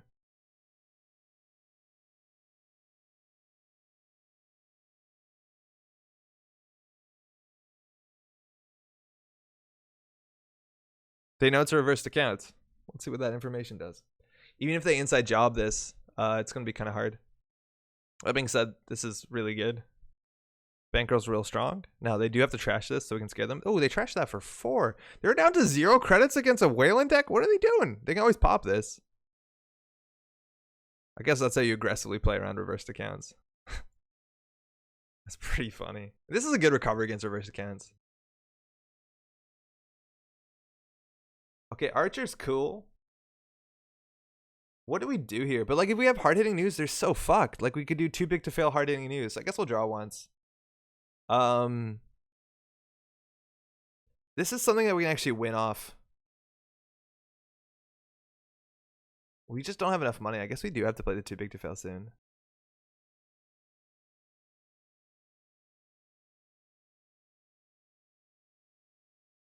Yikes. Want to see this match really bad. Dan versus Andre. Fight of the Titans. We'll see how it goes. We can't res that, obviously. They're pretty sure it is an Archer. They did see what we hit. And now they're playing really well around reversed accounts if they have the money off short on this. But we actually have a way of scoring out the Atlas from hand, which would be cool. Inside job on HQ.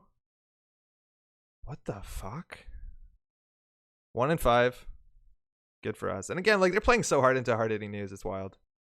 So we have a play here. We can do too big to fail into IPO. I think we actually just want to go ahead and get our Rococo and get a token on this. That means we can actually punish the hard-hitting news, which seems pretty important. No. It's an Atlas.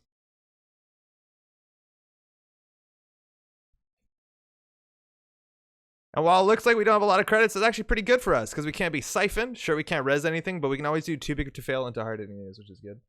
Not reversing reverse counter falsified credentials. Oh, fuck me. Thanks, bud. Totally forgot about that. I give shit to everyone about that. It's like, hey, your things cost 0. Pre-res them so you don't get falsified. Which they're definitely playing. 2 points off the top. Again, they have some money. We need to make them pop this, though. That's going to be fun. Dean Lister again. They're definitely on Amakua. Okay, I think we definitely have to play the too big to fail here. We can dedicate this to take their 1 credit away. Or the 2 credits away, which is not that good. And this is live too, but there's no way we're going to forfeit an Atlas. We can always use the counter first, but that's pretty bad. We definitely draw here, which is rough. And now we'll IPO. I think we don't want to do that. I think we just want to block off R&D. We can't get siphoned now though, but that means they're going to have to pop their bankroll. So we'll put this on R&D. No action. Very good. And we'll protect this one. They have a link though, so it's not the best. Alice for hard-hitting news. Alice for hard-hitting news. Yeah, there's a lot of good plays coming up in chat. Archives for Rococo. Those are both options. I think I'm just tunneling on the hard-hitting news. Alice for hard-hitting news here. Oh yeah, they made a run. We 100% should have done that. Throwing out the siphon. Very good. This probably would have been better here. So how do we win?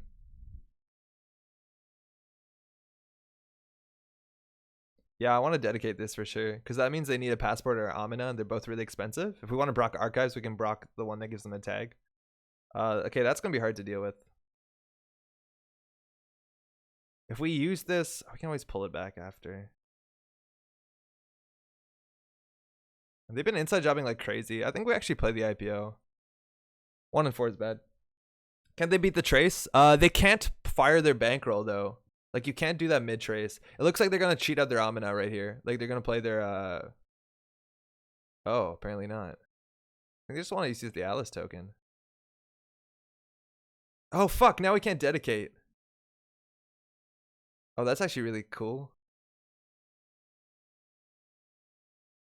So check this out. Just pulling this means they use it. Action. Yeah, having the dedication to fire this is actually really cool. Because we could fire, they have to use this now, and then we could have dedicated with this, just like this is called out in chat, right? They can dedicate this, and then we can reverse. But this is still fine. We can spend 2 clicks robbing them of 4. This seems okay too. We do economic, which is a 1 in the deck, so glad we drew that. Dedication would have been so good. Obviously, they would have lost 9. We can't archives it. I still think we're gonna play this. They have trace 8, which is a lot, but we can always like archive memories for a bad pub card. We don't have a way to punish this, so this is just gonna slow them down. I think they're just slowed down enough that we don't actually have to play it.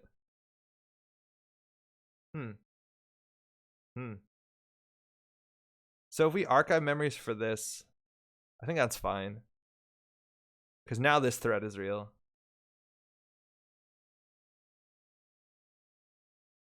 Well, the thing is, I don't know how they make money anymore. Inside jobbing HQ. That's wild. Why? Oh, we're getting apocalypsed. We don't... What does this do? Make a run. When you encounter this innermost piece of ice, protecting the server, bypass it. Okay. I think they're trying to apocalypse us. So this is for 2 tags, so we don't boost this one.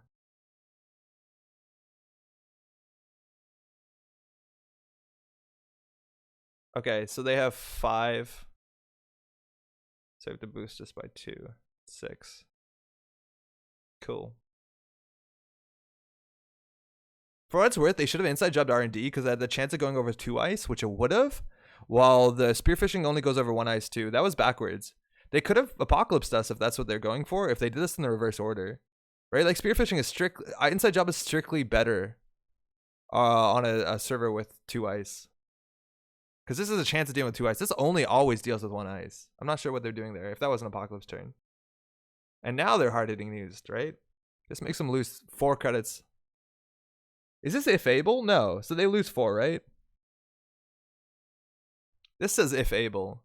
So this, we can actually bankrupt them. Do we need to? Yeah.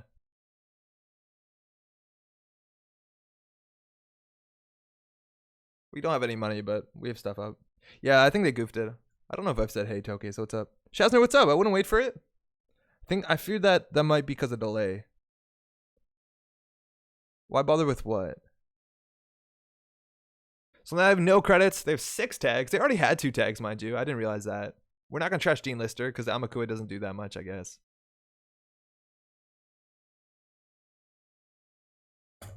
So we only have one high profile target, one HPT, one high profile target, and one copy of consulting visits. So we have to just draw it right there. That's a game. Hey, good games. Woo!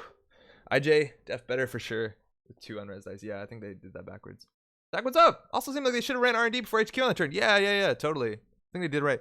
Were you setting up for the apocalypse? Even if they apocalypsed, that would have been pretty bad for them. Like, we still would have punished them. Our centrals would have been open, though, and they had a chance of closing the game. We have a lot of 3-pointers in the deck. They didn't know Archer was the innermost. You're right. But still, that's why, yeah, if they knew Archer is the innermost, you definitely inside job that. Because then we have to res both. And Archer doesn't do anything. Like, Archer ends the run and we forfeit an agenda. That's way better. Yeah. Top tech.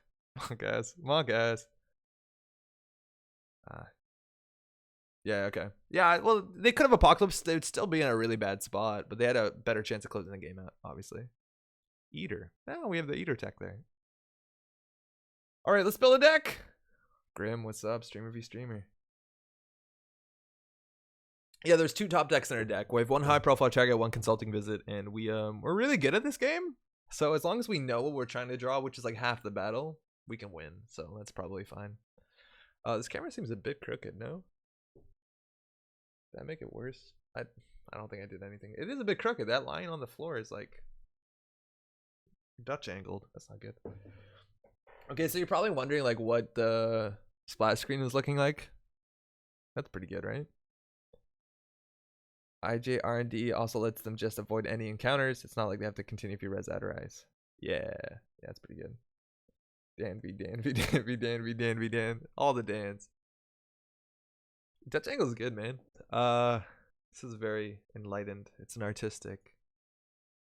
Let's build a deck. What are we gonna build? We have some options, so we're gonna be able to I don't know if crowdfund is the way to do it, but we'll brainstorm it. That's probably better.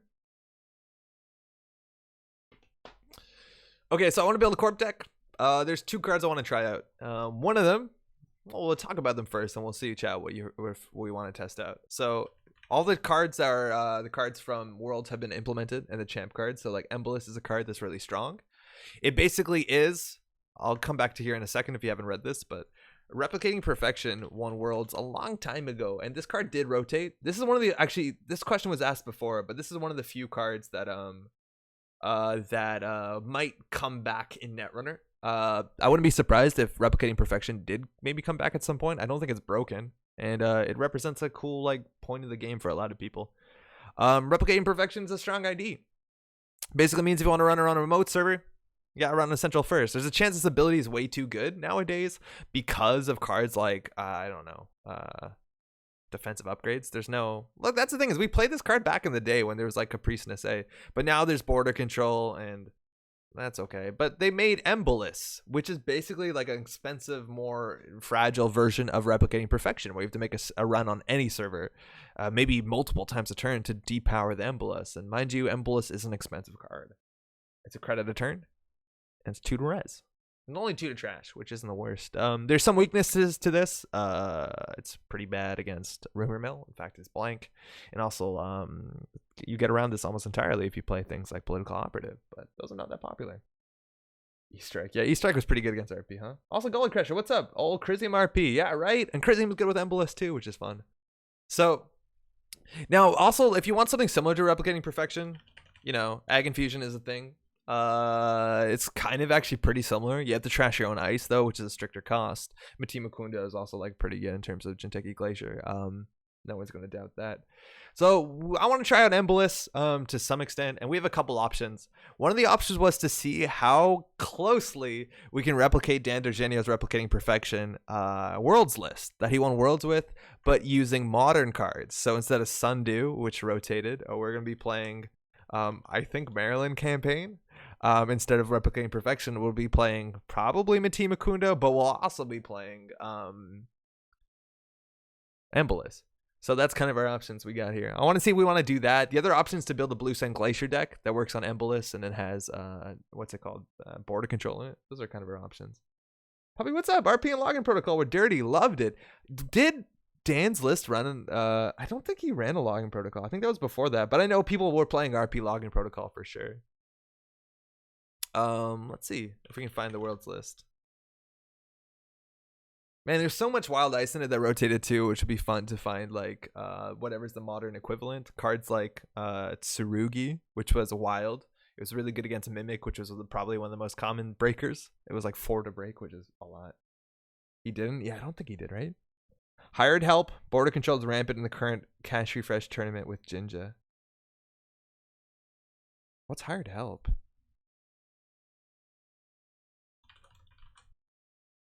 What's Creed help? I'm terrified my internet's going to go down at any point, but it looks like it is not my internet. It looks like it is NetRunner. Oh, wait, the Crisium Synergy was with off the grid? Yeah, that is true. It still does work with Embolus, though, which is really cool. And also, we can play the other card. Oh, that's what Hired Help is. I got it. Hired Help is the card that is from the Worlds deck, which works well with this sort of replicating perfection. So we're going to do that, too. Yeah, no wonder I didn't know what that card was. I think that's like also an Arkham Horror card. That's what I'm thinking of.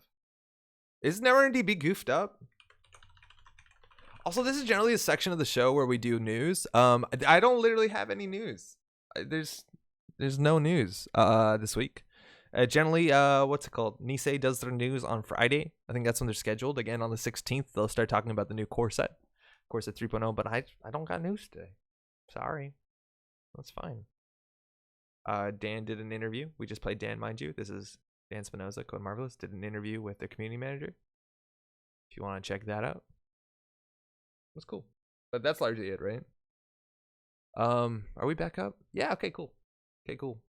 So, we want to go find out the deck. Where's the deck? Where's Mediocre's deck? How do we find this? I think we searched by popularity. We did. Fuck. How can we find World's deck? Replicating Perfection Netrunner World's deck. I voted for RP idea. Perfect. I like the sound of that. First place at German Nationals? No. Dan Darjani. Does anyone have this list? Yellow Sun was the background of this cast for months at least. Still there. We're on the Forgotten's Age. Oh, I believe we found it on Aku. Okay, so it looks like we're going to try and modernize this list for better or for worse. There's a lot of cards that don't exist anymore, specifically this good one. But, wow, 18 Ice? Wall of Thorns is in this deck? What the fuck? Mental Health Clinic. Ah, shit. I'll try this. Oh, thank you, Haz. Yeah, I think we just found it at the same time, right? I didn't know you mentioned it early, but I wonder why you aren't taking part at the SOCRA tournament. I don't know what that is. I think that's Cash Refresh. I've never played Cash Refresh. I played it actually once at Worlds last year. I don't know. I've never been into like limited formats. You gotta relearn card pools and stuff.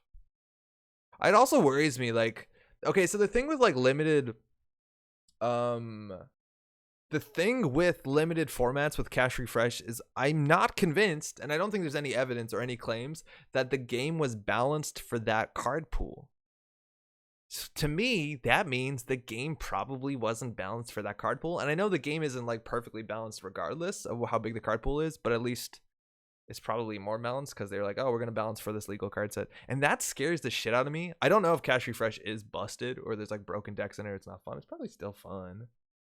Oh, there is enhanced login protocol. Check that out, huh? Zach, what the fuck, man? But that's like the idea. Is I don't know. I feel like I don't know. That's weird, huh? Let's try and build this deck though. 3 times pup. This card is interesting. Is 2 credits worth it on an ice? It was way better in Replicating Perfection because you could put it on the outside of ice. Yeah, let's try it. Of course, it won World. 3 pups wins World. Let alone, we got more pups in there. There's Kamainus. Those are bigger pups. Tsurugi. It's definitely not a pup, but yeah, let's build this deck. I'll make this modern. This deck looks so poor. How are you talking about? You have no Sundew. It's 2 credits a turn. It's really good. Art is probably covered, but what's with the glasses? They look good. Thank you. I need them to see. That's largely what they were. I've been wearing contacts for a long time, but I poured peroxide in my eye last week, so I had to not wear contacts. So I was like, guess I gotta go get glasses again. This deck had a lot of money. Like Sundew was super good. Let's build this deck. We're building it in Team Makundo. It's called World Championship 2019. It's gonna be really good. We obviously have to be in Jinteki. Okay, so there's a couple options, right? Not these. We could do Paulina, which is just free credits, but it's not going to be taxing in that Glacier way that we want our RP deck to be taxing in.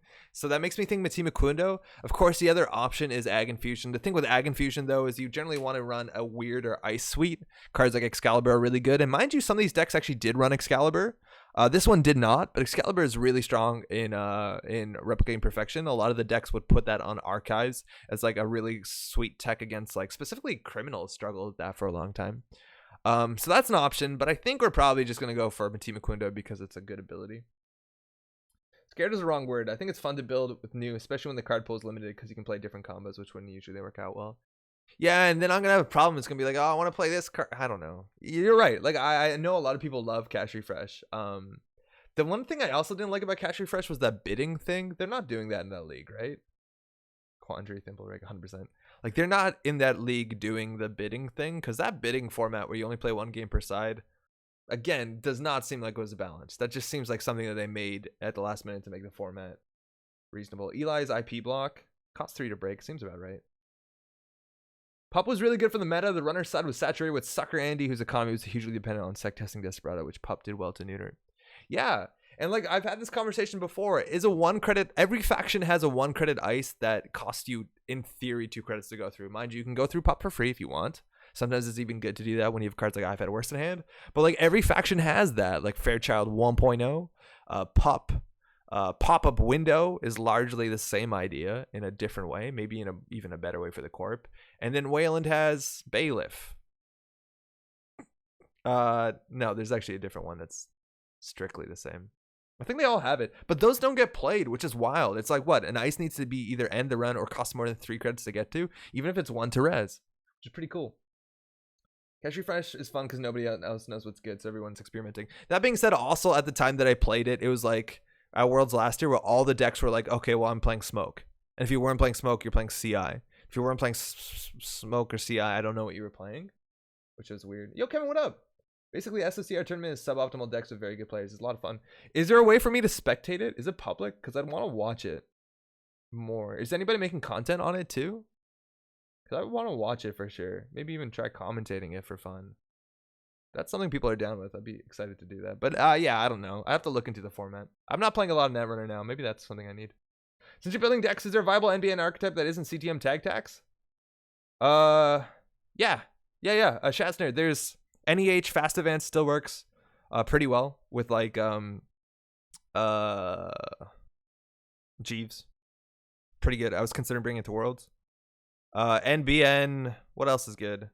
Glacier, 6-point Glacier is really big. It's not strictly tag tax, but it's not Fast Advance, but it's like 6 points in an 18 40 card 18 like Asmari deck. It's pretty good too. Sanjay streams the final games when they can. It's worth a watch. I'll tune into that. Do you know when the finals are? Let's build the deck. Okay, we're gonna make this as close as we can as possible. Nisei Mark II is a good card. We still have that. NAPD, sorry, Future Perfect is still in the game, but other 5-3 agendas have largely taken its spot. That's actually really interesting whether we play the Future Perfect or not. I think we will, just to play as close to the deck as possible before we make any changes. The last spot is NAPD Contract. This was the first agenda to hit the most wanted list because this was in every deck because 4 credits was such a big deal and bad publicity was actually not that common. This card would honestly not be unreasonable modernly just because it's a really cool deterrent to... Oh wait, no, it's not a deterrent. It's the opposite. I was going to say Valencia makes this harder to play. Valencia makes this easier to play. No, you couldn't make this legal. Fuck. You find this year's Worlds on Dodgepunk's channel. Finals for you, yeah, Puppy. It's all on Dodgepunk's channel. There's some really cool people that do commentary about it. Of course, not talking about myself, but I do too. It was fun. Yeah, we gotta figure out a way for this. First round, so 6 weeks. 6 weeks from now. Fuck. Okay. Can jump on Cash Refresh, turning on Stem Slack. I'm not. Okay. Cool. Maybe I'll look into that. Thank you. So what 4-2 agenda are we gonna play? Let's see if we got anything new. Largely 4-2 agendas in this last cycle. We didn't get that much new besides viral weaponization, which isn't that great. If we want to go neutral, there's a couple cool options. Corporate sales team is money. It's a lot of money too, which is pretty nice. We could change the agenda suite 2 and run 2 more 3-pointers and a 1-pointer. We could also run Philotic, which this deck didn't run. Why didn't this deck run Philotic, yo? Timely public release. Fuck me, man. This card isn't the worst card. It's probably specifically good in a very small amount of decks. Ag Infusion probably gets some value out of this. If you're running border control, this is honestly not terrible. Border control, maybe you get double ability out of this in Titan, but like, okay. I agree with you. Sierra was a bad idea, but oh man. I think you play GFI in place of an APD. That is the option, because I don't think we're going to play another restricted card, and it depends on how we use our influence, so... We probably do. How does that fuck with the density, though? GFI. Sanjay's killing it. Tons of subtle changes in format that makes it sick. What's the change? Pilo doesn't defend itself. I guess they're all defensible besides Nisei. Play more Niseis? Okay, so I'll open the old core set so that I can play 6 Niseis. I think we're actually going to play corporate sales team unless there's something better. The other option is grow up a full initiative. Mind you, we're playing 21 points, so we don't actually need to do that. Just play 2 foods. Modern. Okay, cards in the deck. Sundew and Mental Health Clinic. Okay, Mental Health Clinic. This one's kind of a wash. Mental Health Clinic was really good because to run on it, they had to run on the Central. A lot of times they did not do that. With Mitima Kundo, honestly, somewhat works. Kind of, because this could be iced up out of nowhere. Now, we are going to have to find slots for NGO front, let alone the other one as well. Of course, Rashida Yahim. But I think Rashida Yahim is just going to take Jackson's spot, so that's fine. I see you, Kevin. That's probably fine. So Rashida is going to be our Jackson. Now we have no filtering, and that was actually a big part of the old RP decks, is that they weren't very fast. Like, the only way to score was basically to get ice on all your central servers, get a Caprice in the remote server, get 2 ice on the remote server, and then jam. So a lot of their plan was like bury all these 3-pointers until they drew Niseis, which we don't have that luxury, so it's going to be a bit harder. We're going to play Hedge Fund and Celebrity Gift. That's fine. We don't have Sundew. Sundew, mind you, are a very strong card, but it doesn't exist anymore. So we want something that does something like Sundew. I think the best is Maryland Campaign. That's 3 more influence, though. Is there anything similar to that? I don't know. That seems okay. We also want NGO front. So this is probably where the mental health clinics or something else gets cut. We need to keep the Maryland, though, because it's basically the thing. Genotyping or distract the masses? Man, I don't like distract the masses or genotyping that much. I feel like we're just going to be a bit faster because we're in Mitima Kundo, where we get a bit more of that efficiency. Sorry, I hit the microphone. But at least that's the idea. Interns is a really strong card. I think we're just going to play Preemptive. Interns is definitely better because it lets you reinstall your Caprice Nisei, which is wild. Mind you, we got to play Embolus in this deck too. And Batty. I don't know if we're playing Ash.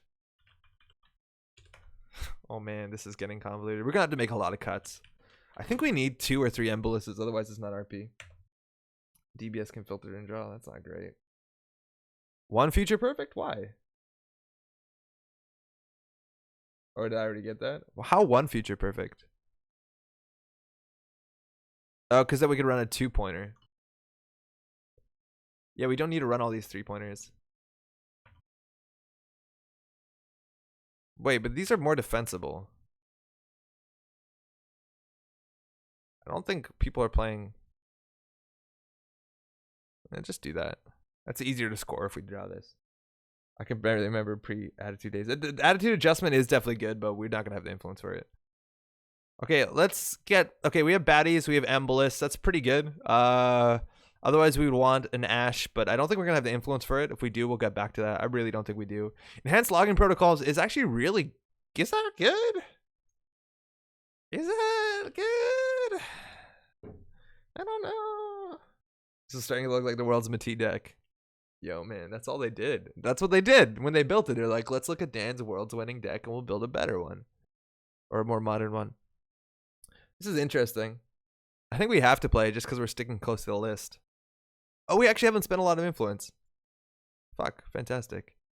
And we need an intern, so we're gonna play preemptive. Again, interns was way better because it lets you get your caprice on the table, and that's really powerful. But that's it. 18 ice is a lot. Let's try and put as much of it as we can. We're playing a Wall of Thorns because at this point in time, Paperclip didn't exist. We'll fix that, don't worry. Toll Booth is a good card. Maybe we don't have to play this. There's a lot of better, like there's not actually a lot of high strength good ice for Jinteki at this point in time. A lot of the Jinteki ice is low strength. Eli 3.0, we don't have that. So our options are IP block, which is actually pretty good. It's a bit more meta dependent. The other point is Nausea, but I think Nausea is 2 influence, right? Yeah, and it's just not strictly as good. Himitsu Bako. Okay, I guess. Tsurugi. Now, this is a really good card, but we... Oh, it's not going to show up because it's rotated. This one's really good card, but we specifically can't do it because it's rotated. It's an end the run sentry with a lot of subroutines, and back in the day, one of the most common sentry breakers were Mimic, and this is really taxing for Mimic as much as the strength thing could maybe be mitigated by data suckers or ice carvers or stuff like that. So this was good. Now 6 credits is only 2 credits off of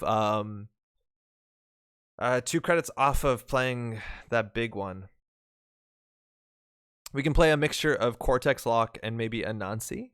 Now, it's also really important, mind you, when you're playing RP, and we're not playing RP, but if you were playing RP, to put big scary ice on the outside of your central servers so that they couldn't just like run HQ, hit the Eli 1.0, end the run, and then charge the remote server. So it would cost more than a click.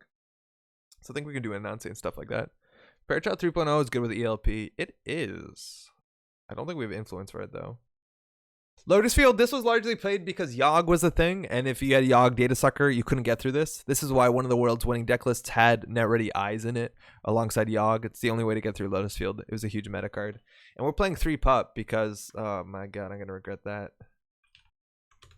Lotus Field, we can replace that with something. Quandary doesn't exist anymore, but we have arguably better. We have Thimblewrig, which is actually pretty close to it. Wraparound is 1 influence. We already have so much like AI hate. We have so many barriers too. And we have 2 Kamainu, 3 Tsurugi. So we can do the Kamainus. And then we want actually like good ice. So I think we need to get some DNA trackers in here. And we need to get some Anansis in here. So we'll play 2 Anansis. Anansi?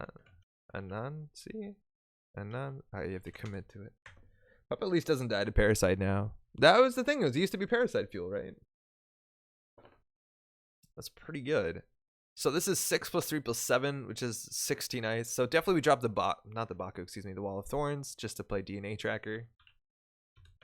So we have a mix of high strength ice and low strength ice, and I actually like this list. So far we're at 17 ice, but we're gonna be better at drawing our ice with things like Rashida, and we have to cut 2 cards. Is there any part of the experience you feel like we goofed up in a significant way? Mind you, we still have to cut 2 cards. I feel like we probably did a pretty good, honest job. I think the mental health clinics are the worst part. We probably want to drop these and just play something else. We have a 1 card slot. Chat, what do you want? You don't have 3 Embolus? The thing is, Embolus is unique, so it's a pretty bad draw. Pop is now vaccinated. I don't know if we want 3 Embolus. It does make the RP thing really real, but like, it's a unique card. I know Marcus Batty is too, but seems kind of bad. Maybe let's just add, like, what's the coolest? Oh man, Hired Help is an influence, right? That seems pretty good. Now, Hired Help is really cool with things like Future Perfect. It's also kind of cool with Preemptive. But if we have defensive agendas, this is really good because they have to go back. Jua could be bonkers here. Jua RP would be really fun, actually. That being said, they don't really install stuff, right? Mark, what's up? Biovault to replace Caprice. How's it going, Mark? That's actually a pretty reasonable thing to suggest. I like that. Biovault. Caprice. No hyphen. Just throw it all in the trash to play the RP deck as it is. It won't let us. Things I don't like, this wraparound. We could drop the wraparound for Hired Help. That's honestly interesting. Again, Hired Help is one of the new cards to be implemented. 1 to res, 3 to trash. The runner must trash an agenda in their Scorier, which means if they don't have agendas in Scorier, you can go so fast into it. Border Control, Excalibur, and Newshound. Okay, so Excalibur I think is worth considering. Border Control is 3 influence, so that's kind of off the table. Newshound is also influence, and we only have 2 currents, so it's not that great. I do like Excalibur though. Just throw it all in the trash. Thought it was baddie to replace Caprice. Yeah, it's largely the thing that we have. We have baddie to be Caprice, and Biovolt, maybe 6 upgrades is too much. I want to try hard help just because we haven't tried it, so I'm going to try that. We'll try this. We have 1 influence too much. The wraparound is not. Actually, 3 IP block is a lot. Now we want another ice back into our deck. We'll go to the ice, and then we'll grab whatever ice looks fun. This deck also had Wall of Thorns, not Wall of Static, excuse me. We can play Cortex Lock, it's pretty good early. Oh, Crick, that's like quintessential RP. Is Crick. That was post this Worlds. Worlds deck 2019. Winning. That's how you make it better. Yeah, Crick's really good on archives. Again, Excalibur is probably a consideration here. We only have 4 end the runs, but that's probably good. How are we feeling about this, chat? I'm feeling pretty good, except this card, which I actually realized it doesn't say forfeit, it says trash, which makes it so much worse. Not good enough. We made a deck. I still like replicating perfection. That's so good. Oh man, that's so rich. Okay, we're doing that on here. Don't worry, we got this. New corp deck. Replicating. That's why we did this, right? So it can replicating perfection. Let's pop a good piece of ice. On no further examination, Clickots, it is 2 cards to break, a 1 to res for us. So we're coming out on top. Other further investigation? No, it shouldn't be a 3 of in this deck. Ice got better. Cassis, how's it going? Love playing RP. Yeah, it's the closest we can get to it. Maybe if we played a 3rd Embolus, we'd be a bit more committing to the bit. But did they say you can't install hard help in HQ? No, you can do it. Why does hard help care about HQ? I forget. Oh, ignore this ability. Yeah, so we just install it on HQ. This probably shouldn't be in the deck, actually. Ignore this ability the runner makes successful run on HQ. Okay, yeah, no, it's fine. Maybe. Their name is Apocalypse and they're playing Apex. That's a telegraphing pretty hard, huh? Taking your glasses. Oh, thanks so much, Cassis. They're new as of yesterday. It's good to be able to see good.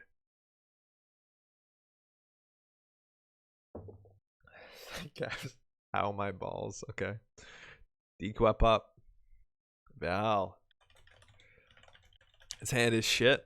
17 ice on the deck. Haven't drawn 1 of it. We don't want a celebrity gift this hand. Enhanced Login Protocols is good. You gotta mulligan that. We're good at the game. Off the grid is rotated. Yeah, that'd be a bit bad. The corp, I'm doing okay. The corp I'm testing, not so much. They kept their hand. What are you drinking? Looks like apple juice. It is a beer. We're about to be on our 2nd beer. It's a blanche beer.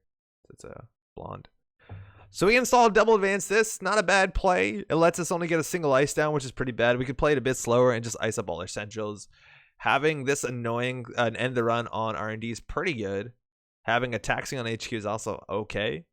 We just generally don't want to get hit by the early lightning accident, which is most important. We got big ice for our remote server. We can always move this one around too. This actually probably should just be a Thimble Rig, right? Because what this serves in the deck is what Thimble Rig now does. It's so much better. Thimble Rig. The future. Let me move my face before someone tells me to do that. Nailed it. Flip, what's up? Hired help on HQ. The runner can't run HQ with forfeiting agenda. Technically correct, but also technically wrong. Because it's not forfeiting agenda. It's trash an agenda. Which means it just goes to archives. So you can just go pick it up. So it's actually pretty good with defensive agendas. It's also good in prison decks. Like what's it called? That one where the trash cost goes up. You know the one. I wouldn't find influence for Ichi, to be honest. I love that so much. Ichi's a good old school card. So they're playing the slow econ game. Career fairs, that's econ. That's pretty good. This is going to be a problem. That's a lot of money. We got an NGO front. Feeling pretty good about that. So when we want to draw into our first Nisei, if we don't get that, it's not great. I think we want as much money. We have really expensive ice. Installing some cards is not the worst because we're going to have to build a remote server no matter what. And we are going to just get as much money as we can. This is clearly not an agenda, so I'm going to pre-res it. It's no real surprise now. If it was a 5-3, we would have scored it, so whatever. I'm loving Mitsubaka with all the APOC running around these days. That's a cool thing. That's the only reason why it's better, I guess, against oh fuck me. Wow. Turning wheel. Makes RP look real dumb, huh?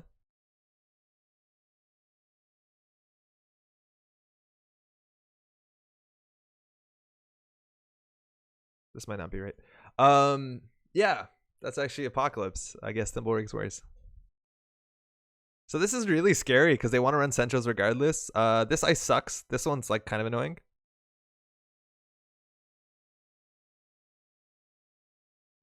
Little do they know it's actually a different colored tree. This is RP. Feels so good, yeah, it's so wrong. Man, Ma is scary. It's actually kind of good disruption against Matui, right? That being said, if they hit a Cortex lock, which is not on the deck, they die really easily. I know I should be doing something other than fishing through my deck. Don't know what it is. It's hard. Gotta make some risky face checks. My econ was good early. Yeah, it looks like they're just setting up. Earthrise Hotel, that's more card draw. This looks like an old school deck besides this Maw. We really need to get our stuff down. So if I pop this and then install this, they can't tell what's going on. And if they're playing Maw, we probably just want to install most of our cards before we lose the value. Having this on the outermost is going to be a huge issue, so we need to protect this so they can't farm Turning Wheel. Both of these, that goes for.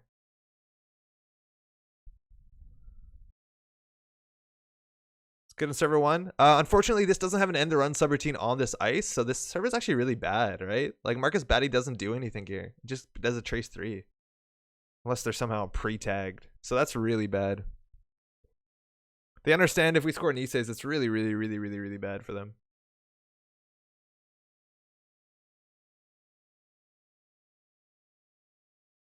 Man, this buff's not good.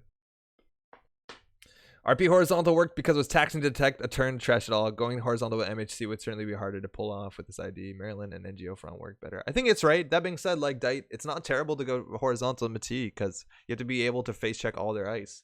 Asset spam Mati decks are doing really well. In Europe specifically. Oh, hey, strike, rebirth, Omar, let's go. We're gonna lose R and Nancy unless they steal an agenda. They don't. We're gonna pay 5 here. We still have a lot of expensive ass ice, but okay, icing up archive seems really important. It's funny because they can get through that. That actually might be wrong too. Because this is one shitty ice that they can trace through. And they have more money than we will. Really soon. You haven't played an I've had worse too, so like this DNA checker isn't even that good. This is not looking good for us. Black Orchestra coming down. We'll resist for 8. It's still pretty good for us, and now at least Maw won't fire. They're actually breaking it.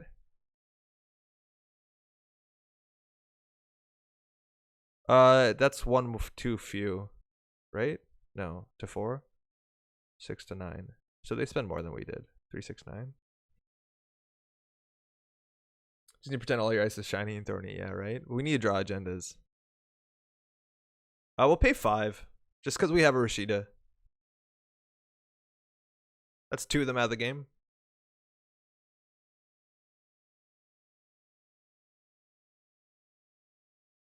Oh, celeb gift. Not great right now. Wraparound is actually pretty good on this remote.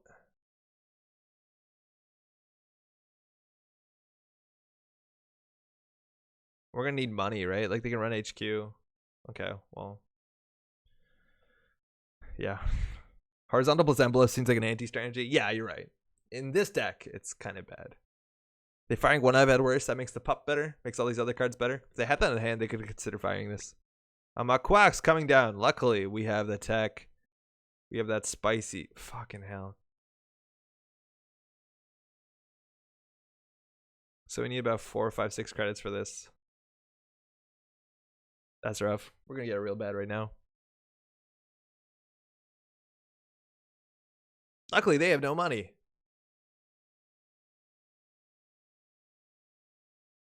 Salset slums. Interesting. I think you always score this. Seems good. Clears current. They definitely have 3 of those in their deck. They're gonna come back. Sundu carried RP hard, yeah. Yeah, 100%. And we have 3 Marylands. Salsa Slums eats Maryland real bad too, unfortunately. But like if we had a Maryland going from turn 1. Okay, so how bad is this Amakua?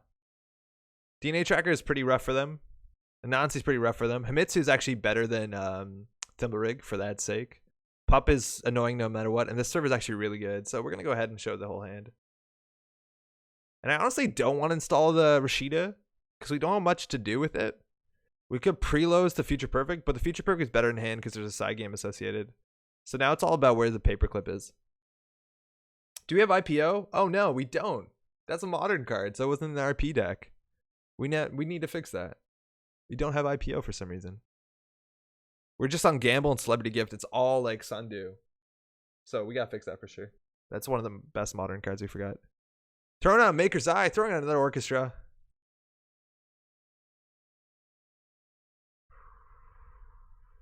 Okay, well, hey, baddie, food, token. Seems good. They have 10 credits, though. Thing is, like, we have to protect all our essentials real bad. We just spent 8 on here, which means we probably don't have to ice it again. Another I've had worse. That's really good for us, again. 2 out before they hit the pup. And they are not doing anything. That being said, we're going to be down to a few credits. Going down to 0. Still think we score this. Now that they're playing Amakua, I think we throw out the Thimblerig. It's probably just not worth it. It does get better if they decide to trash it, but we only have 2 IP blocks. What's the chance also Chiashi is what this deck needs? Like another really expensive ice. They're not playing Netrunner. What are they doing? They're just setting up. Like we're on 8 credits. Run. They have Maw. Paperclip in the bin. The server gets a lot worse, but like...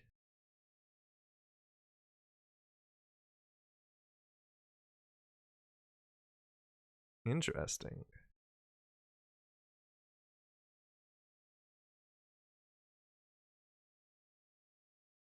They're running the server though. There's no way they're not. 16 credits, 2 click a turn, 1 bad pub, Maw on the table, 153 in hand. They're probably running this. That being said, the tag is going to be annoying if they do a last click. So they might want to overinstall over the Amakua. When they see the wraparound, they won't. So then the IP block will probably fire.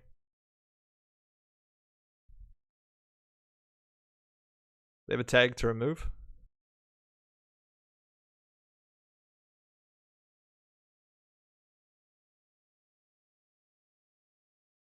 So we're going to play a side game here. This is actually pretty important. Chiashi's Wall of Thorns wants to be when it grows up. That's actually what this one is. Nice. So we can end the run. We can do another Trace 3. Actually, that's pretty stupid. So we're going to end the run here. That'll give us our Rashida. They're removing the tag.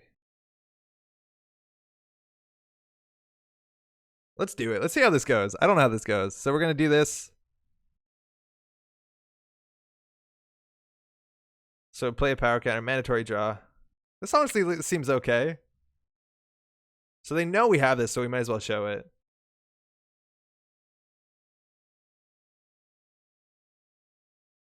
Have we made an honestly annoying server? I think we did. We just gotta find a turn to jam.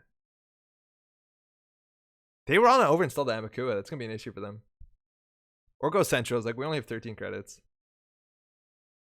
Well, if that's a Flotic, I have no chance. It's not entirely true. Just run HQ. Because that's the problem, so we can't protect Centrals. Like, while this might look good, we have 13 credits, and like, we have more than 20 credits of ice on the table. Like, if we res this, we go down to not a lot of money. I think we're going to. Still, that's 5 credits with them with the bad pub. Yeah, this just means we can't play hedge fund if we top deck it, but count it. They're on 0 credits.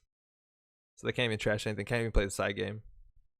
Oh, they lost the pup though to Maw. They know it, because it's the one they accessed. Oh no, it is on the access. Excuse me. I wouldn't have shown Tollbooth, to be honest. I don't know if we're going to be able to res it anytime soon. Oh, I totally forgot we're playing Mati Mukunda as well.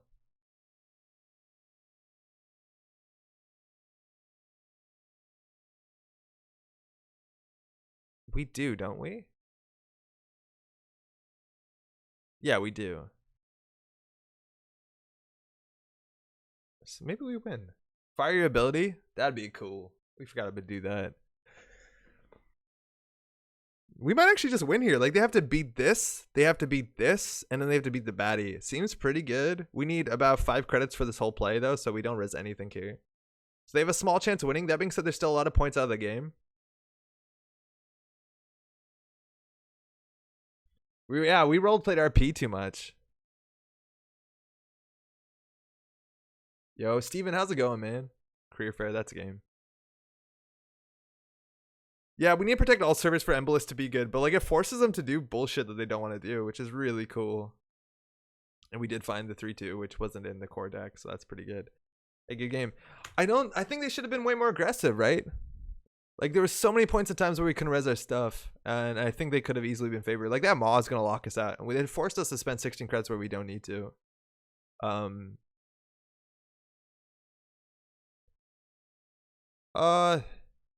Maybe. I think you did.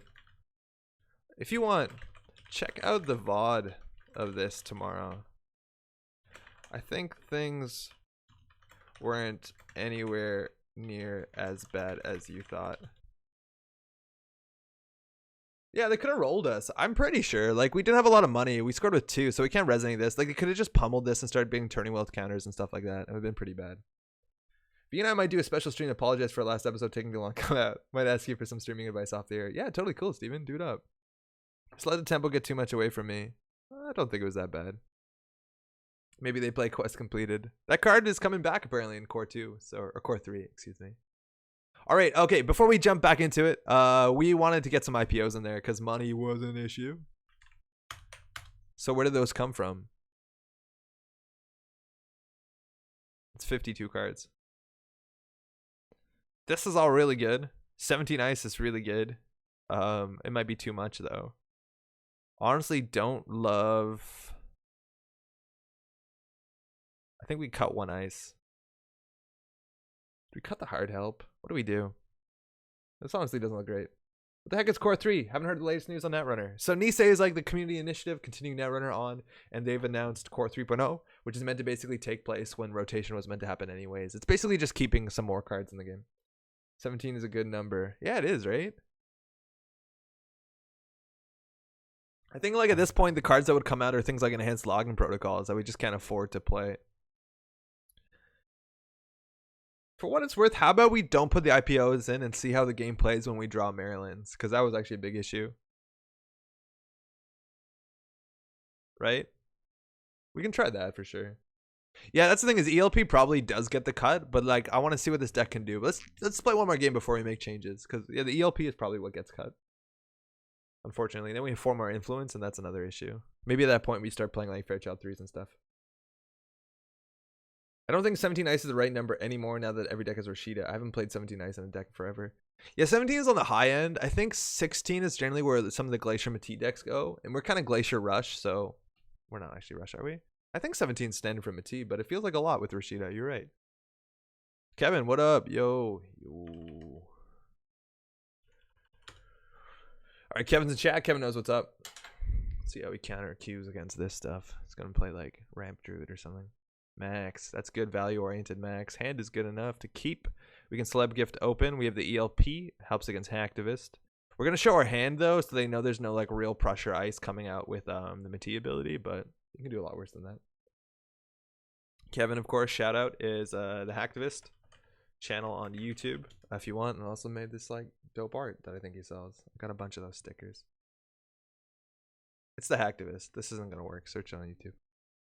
I was watching stream, so I do know that. No, of course. It's all good.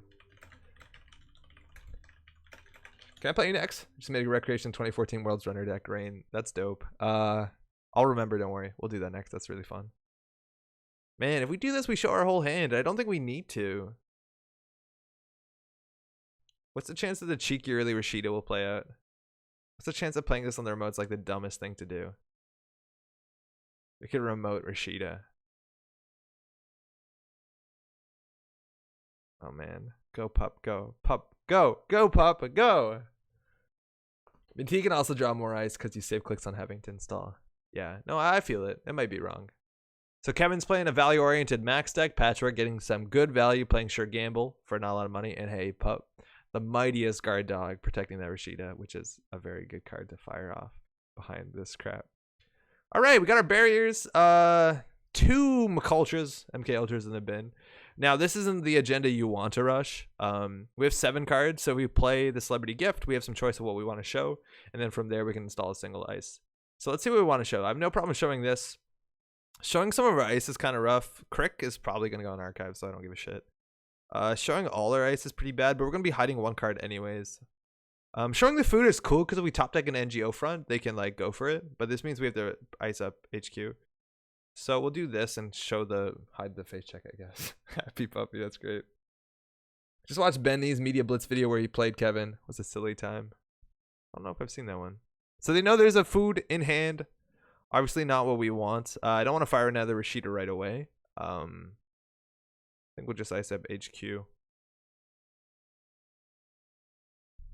This actually might be wrong. I think we want the taxing ice on Centros and the end of the run on the remote, just because we have to Marcus Batty the remote. So the positioning of this wraparound actually might be bad. Also, they just got paperclip in the bin, so like, fuck what we know. You won't need IPOs as much if you would get over your problem with Celebrity Gift. Yeah, I hate Celebrity Gift. Maybe IPO just is Celebrity Gift from now on. I really always hate playing this card. All right, it's Mighty Pup time, if there ever was one. They're on Hacktivists. They're usually never on Employee Strike because they have to play Levy. So like, that means we can make sure this sticks in some weird way. We need more ice.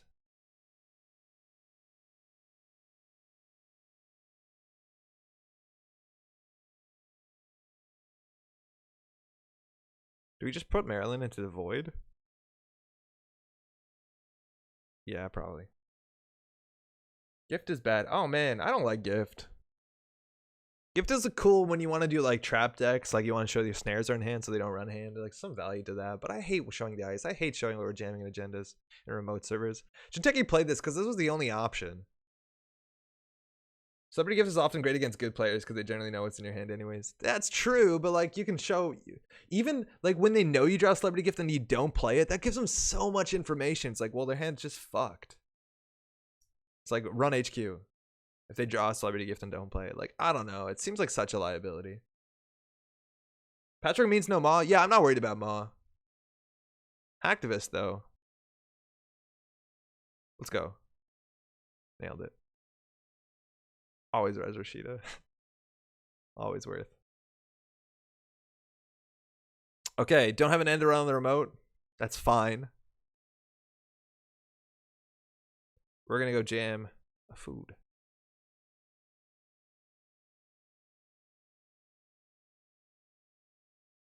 Did Dan play Gift or restructure Win World's? Gift. 3 Gift, 3 hedge fund. And all the other money was mental health clinic and Sundew, of course. Wait, did you pre-res a 0-cost asset? Yeah. Yeah, you don't pre-res Rashida. You hope they run it. Right? I don't ever think I've seen a stream where you don't shit on Gift. That's a pygmy giraffe one. One of the best cards. Art, top tier art. Best art. Like the bestest art. But like card, man. I always shit on Celebrity Gift. That's true. They have Maker's Eye in hand, Ice Carver, which is I honestly don't think helps that much in this matchup. Turning Wheel, of course, and then another Hacktivist. So we're gonna consider pre-resing the Maryland as soon as we score this agenda. David coming down. Well, that server now sucks. That server's really bad now. So the Crick won't even fire. Uh-oh, David, huh? Against Maxi No other Hacktivist, you might as well pre-res Rashida. That's only true if you don't have other unadvanced bull cards. We have some other options. Like it could be a baddie. That being said, we did show them it with what's it called? With Celebrity Gift. So there's some reason to that. Alright. Oh fuck, they have 1 credit. If they had 1 fewer credit. I guess they always just take the damage here, right? Because they have extra cards in hand. Man, if they had 1 fewer credit, the toll booth. That feels bad. Feels real bad, yo.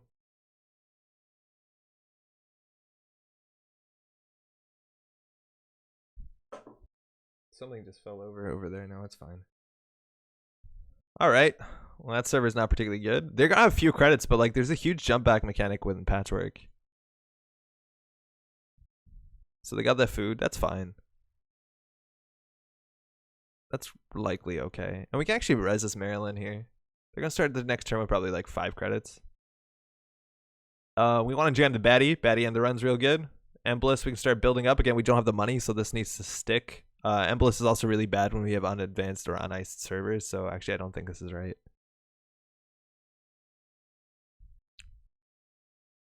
Oh, Embliss is an HQ. Excuse me, I'm confusing hard help. But no matter what, it's easy to make successful runs in this matchup when we're playing stupid servers like this.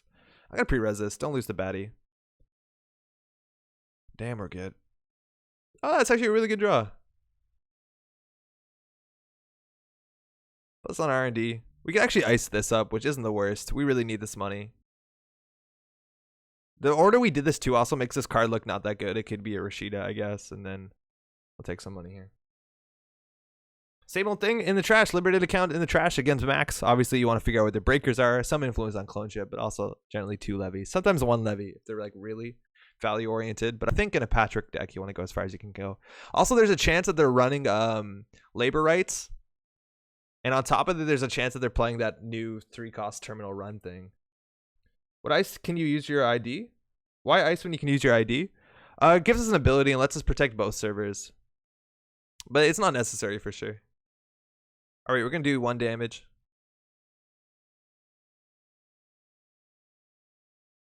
Value. Hit a turtle. That's actually pretty good. Cleared the current too. Nothing to pre-res. There's maybe a reason to install this so we can pre-res it again. We have so much stuff on iced. Black Orchestra, same old thing. Still no levies in sight, but we've seen 2 same old things. Third's on the table, so we've no recursion hate. Chris, what's up off the bed? Thanks again for the stream. Hey, thanks for dropping by. Dirty Laundry Archives. Now, they're probably going to use a David counter here. We're going to use our ability to put this 6 strength, so it's either paid like 12 credits. Sorry, 9 credits with Black Orchestra. Sure. Or they can just David it.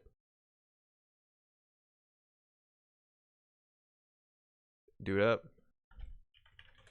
That's good. It cost us 1. And they just gained 5 credits for that run too, so not bad. Rashida, kind of necessary at this point. Let's look at the hacktivists. We've seen 2 hacktivists, so I don't actually care to pre-res this. We can leave this one in there. And again, I don't think this is good yet until we ice on every central, and even then it's probably not good enough.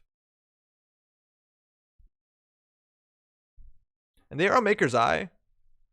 No, they're not. Sorry, that was the last player. Yeah, they're on indexing. That's a problem. Mirage is a really good card. We could consider playing that. But we're not. And if they steal 2 Niseis off of here, even 1 Nisei means this game is really hard to win.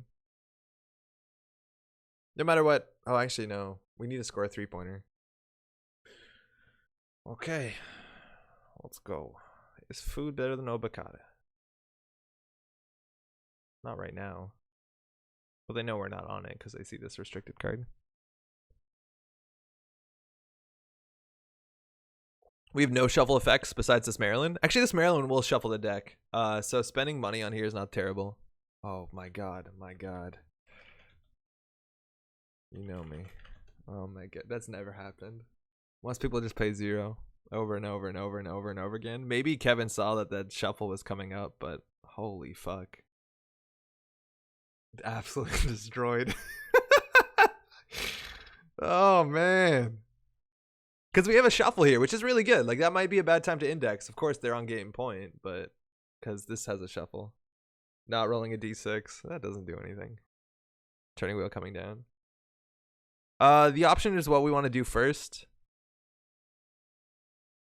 Take 2 when your turn begins. We want to do this first because we don't want to draw the cards they've seen. I want to Maryland first. Mind if I do it manually? Because I don't want to draw what they saw. So I'm just going to give 2 credits. I'll put this on top. We'll shuffle it. I'll fire this. This means they don't know what we drew. We lose the game now, I'm pretty...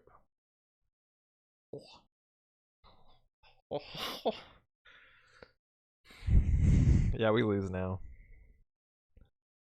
Oh Lord. Yep. Oh, that's bad.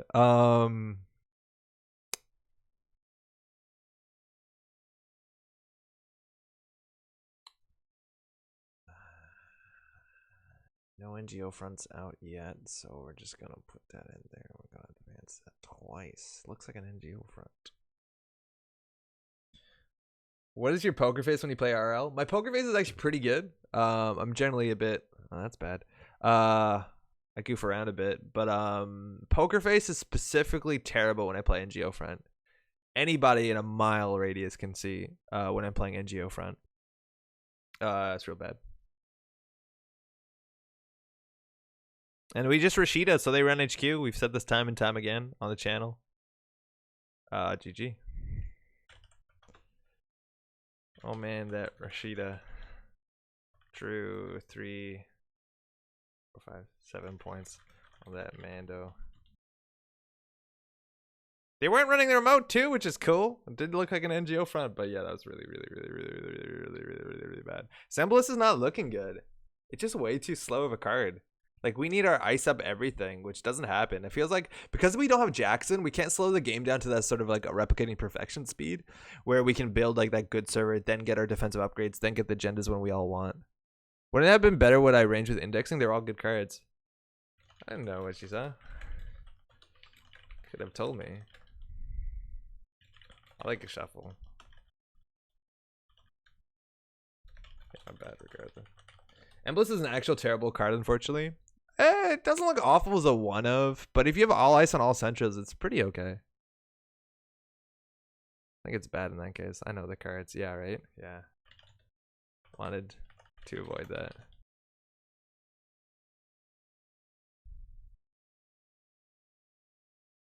Yeah, if you knew the cards, HQ is safe. Behind a wrap. It's worth doing, maybe. Takes a while to get going. It takes a while to set up for it to get going to boot. Yeah, I'm just not on money. Yeah, totally.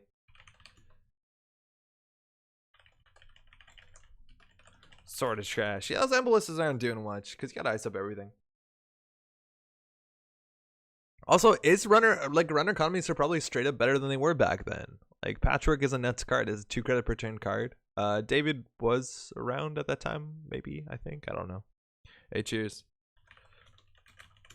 Okay, so what's the chance that once we continue to tweak this deck, it's going to become closer and closer to like a competitive, just modern Matee deck? All right, things are changing. Embliss probably not going to make the cut. This gives us some slots from some IPOs. So our ice, all of our ice has to be good. All of our ice has to be really, really good, which means Pop is a really bad draw. Because Pop is one of those cards that's like good over time, but like when you have to rush behind it, it's pretty bad. Cut the gift. I'll go down to 2. So that's kind of rough. All the other ice seems bad. This one seems the most suspect. I'm so sorry, Puppy, that we have to do this, but this one seems like the worst to me. I think we should have a lot better options. Definitely do not cut the gift. We cut 1. What can we play instead of it? Cortex Lock is pretty relevant still, even till late game. It's annoying. ELP doesn't make sense here. That one's also too slow and too expensive. It's really good with this like hard help nonsense that's not working off, and that gives us some more influence. So maybe actually we'll play that's 4 influence. So we could consider playing like DNA, not DNA, sorry, Fairchild. We can play one of those, I think. Yay. FC3, yeah. So what about if we cut more to get more FC3s in here? The wrap and the IP block both seem relevant. The toll booth is actually kind of nice. It's obviously weak to David. This gets us to 13 influence, which isn't enough. So it looks like only 1 FC3. That sucks. We still have 2 cards short. 17 ice seems reasonable. I don't know if we want to go more than that. So what other like cool fast Glacier stuff can we do? You said Ag Infusion was similar to replicating. Why are you playing Matee? So Ag Infusion, you just need to like For Ag Infusion, I think your deck building has to be a bit more interesting. Its ability is pretty strong, but it's also stronger with like weirder combinations of ice. Things like Excalibur are really good. Things like Sandstorm, stuff like that's actually really reasonable. Excalibur also, Kevin here, is not terrible. I think you're right. Also Mirage, we probably want to get in one copy. The thing with Ag Infusion, yeah, you have to do more to it. You have more influence for sure, but you have more work. I think if we wanted to just like do a quick port of the old Replicating Perfection deck, this seemed easier, but there's a chance actually we can just make this Ag Infusion.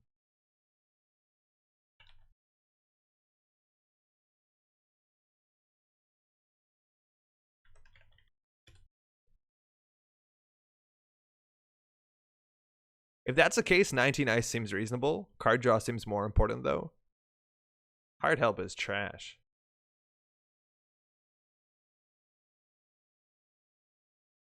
I know it's really bad with Nisei. Was Lady Liberty influence?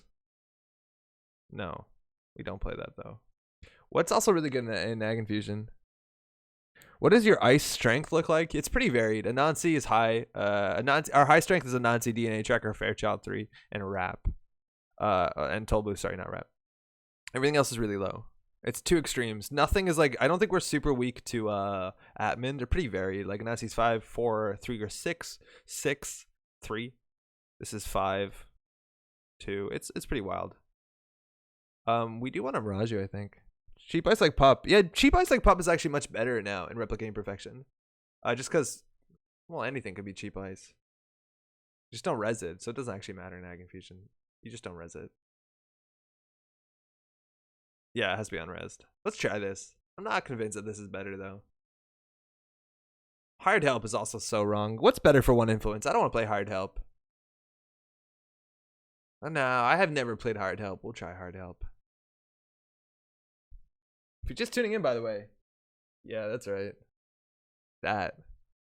But more importantly, maybe you're new to the game. Maybe you've been playing for a while. Thanks so much for pulling up a chair. My name is Andre, by the way. Been doing this for a while. Been streaming for a bit. The ultimate combo. Oh, now I'm going to miss installing Cortex Lock from hand. That's real rough. We'll keep this. Hello, hi. Hey. So luck. Have fun. I was hoping that would have ours in it. Didn't. Yeah. I highly recommend maybe make an account, either whether you're watching on YouTube or Twitch, ask some questions, meet some people in chat. Everyone's pretty pleasant. All right, if we put this on HQ, they can't run it. Let's do it. Let's do the broken combo. Let's break the game. So Hard Help says as additional cost to initiate a run, they run or must trash an agenda. If they don't have any agendas, they can't run HQ. Seems simple. Best of luck. That sounds awful. So we could like Celebrity Gift and then just hope that they don't top deck an agenda. That's like our best case here. I don't think that's unreasonable. The other option is like put Cortex Lock on R&D and then just like Hired Help. And then next turn we'd have to draw into Celebrity Gift. That's also pretty fine too. Oh, Immoral Scammer? Oh, I forgot it was 419. That means Apocalypse is alive and well, which means Hired Help is interesting. This is also really good because it just stops HQ pressure. We're gonna Celebrity Gift anyways. This is really good to protect, so we'll do it. Oh, we should have done that in the wrong order. Actually, you know what? Actually, my bad. We'll do this. Why? Because we don't want to care to expose it, because we're gonna res it right away. I'll just install that first. So yeah, we kind of goofed that a bit. We also could have considered drawing there, just so we have a better Celebrity Gift next turn. Twitch has better emotes.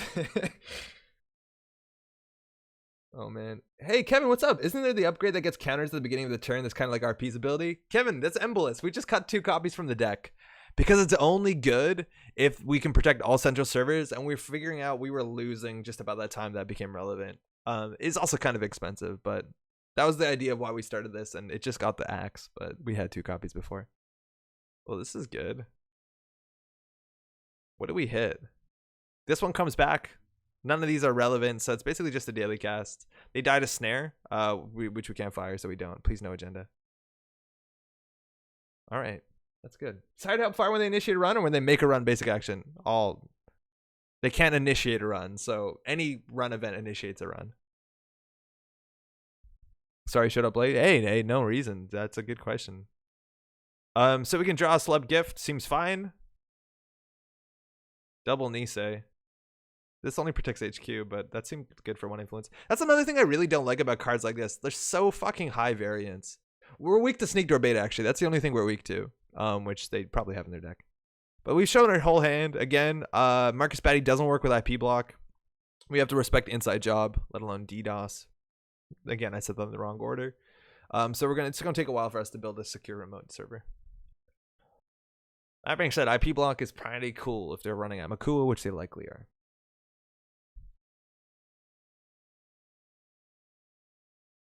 Hard help. Yeah, hard help. It's one of the deck, so if you can get a turn 1 on HQ, like the variance is just absurd. That's a problem with these cards, like Hard Help and Watch the World Burn were by no ways play tested or balanced cards. And these are the only cards in the whole card pool that you can claim. It's not a hard claim to say like they're almost definitely not play tested because, you know, they were made the day of. So it's kind of rough, you know? Now, IP block is probably better on archives, which we definitely want to protect. On the basis that this they can trace through for 2 credits. And this is better on a remote server. It's weak to Amakua, but it's better on a remote server because Marcus Batty will actually fire and end the run subroutine. So we'll put this in archives. Sorry, I just belched. Both of these cards are awful. I don't even know how good they are, but they're not fun. Play 1 credit to prevent exposure. I've installed the card. There was like a huge conversation about Watch the World Burn on our Netrunner. Like it was a card of the day today, and the conversation is way bigger than any other card of the day for a long time. I think we will. If I want to trash this though, that's 3 credits, which puts us at 7, which means we can't IPO. That's fine. This needs to go. I mean, awfully designed. Yeah, I think that's probably correct. Psych testing on archives.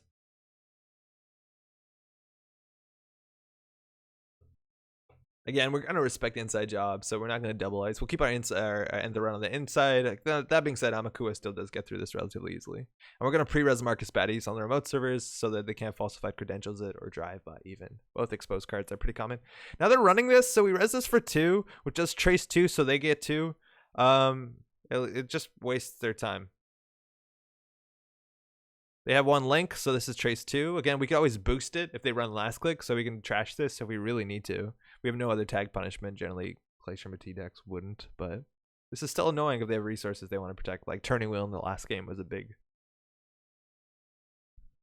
Can't play this. Ooh, that's good for remote too. I can just show them what our ice is. We want to protect this one though, so maybe we just double install here. If they Inside Job, the end of the run is probably better. We can just click for the credits for the next couple turns. Oh, wait, no, hold on. The reason why we did that is so that we could double install. So that we don't have to protect 1 credit for this one. That was the plan. Not click for 2. Wow. Because otherwise we have to pay a credit to protect both of them. We don't want to do that.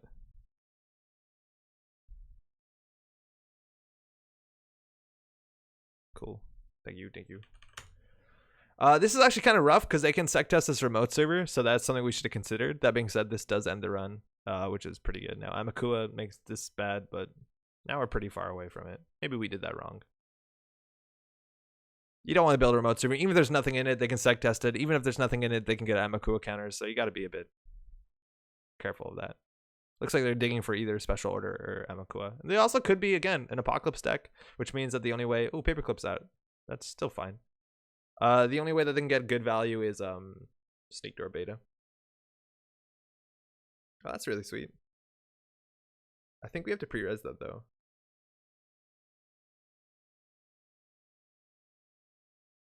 No, they can find out what that is. We'll pre-res it so they can't do anything weird about it. And that'll burn in that server for a fair bit. Why we pre-res it? Well, so that they can't hit it with falsified credentials. It's almost definitely an asset. It could be an upgrade, actually. So they can't get Amakua counters, let alone that Sweet, sweet, sweet. 4 credits.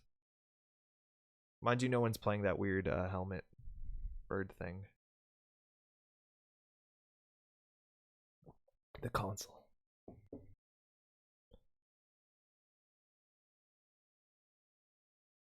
All right, it looks like they're drawing desperately for something. Paragon coming down. It makes the run on archives a bit better, especially if they dirty laundry it, but double Paragon. Again, this could be an Apocalypse deck. We haven't seen anything too permanent on the table besides the Paragons and I guess the pad taps, but those are pretty disposable. And crowdfunding is still a good card, even if they're not on Apocalypse, so it's kind of hard to make that read. Rashida's pretty good. I think we want to just get comfortable and get the IPO credits. Yeah. Seems important. We're not doing much, huh? At least we got maybe 6 more credits on the table. That turn 1 hard help, like just such a swing. If you draw that turn 1, get on HQ, it's huge. And so much of the game is just like making sure they can't find a single agenda. They could face tank that Cortex lock. For what it's worth, the Paragon did make it worse. And that actually is a liability to some extent. Like if they install 1 breaker to try and get through this, you can Marcus Batty them. I don't think that's where we're going to use our baddies, but that's the idea. They're just drawn. Interesting enough, if they run archives, they spend 2 to if we don't boost the trace, which we won't, and then they get 3 back plus a filtered draw. So they definitely should be running archives here. Because I totally forgot we're Ag Infusion. I thought we were Minty Nakundo. Oh, fuck me. We got to play the game differently. Ah, shit. Shit on me. That's not easy to play. You actually have to think about this one, huh? Oh, I regret this Ag Infusion choice immediately. Yikes. That means we want inside ice that we don't res. Paragon coming down. Doesn't break anything. Paragon's only on centrals, and they just threw out an Amakua wildly, so they probably have another in hand and special order. So they probably have what they want. All right, we can get a lot of money. We can get Batty in the remote. Batty on central servers. This doesn't end the run. I'm not that worried about the Apocalypse, I don't think. I don't think so. We're going to pre-res this too. We're not going to pay 1 because we're going to pre-res it anyways. We can just get mucho money. I think it actually might be too much money. They're playing Shutdown though, so maybe there's no such thing as too much money. They also might be on Eater, which could be good Apocalypse tech. So we could do Hedge Fund into IPO, but that means that we're really weak to Sneak Door Beta. I think we actually just draw here once and then play this, which drawing second click is not good. Timberrick is good in Egg Infusion. It makes bad ice placement less painful. Yeah, it totally is. So we can put shitty ice on the inside. Interestingly enough, so this run gives them 5 credits, 6, 7 credits, 8 credits. It is maybe in our best interest to boost the shit out of this trace. Break? Or they can break it. Which I think we will? Hold on. So we spend 6, but they lose 5, 6, 7, 8. They could have just broke this with Paperclip. This seems spiteful, and I like that, because we have a hedge fund in hand, and we have this ticking. So now they have a tag, and we end the run. They lost their dirty laundry. This doesn't fire. This doesn't fire. They could have broke that. They really wanted to save. It would have been, what? 7 credits to break? They want to save 5 credits.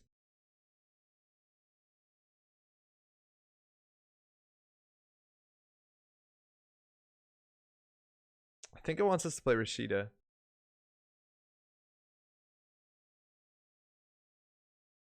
Stall advance puts us on 8. Corey, what's up? Yeah, it was a bit greedy, wasn't it? So they have to get through both of these. Inside Job gets through this. They need a breaker for this. Amakua on its own does it. Then they have to beat Marcus Batty. So we could just do install advance, Nisei, and then to hedge fund, which gives us some money to play with the side game. I think that's probably better. We could also just wait a turn, but our hand doesn't look like.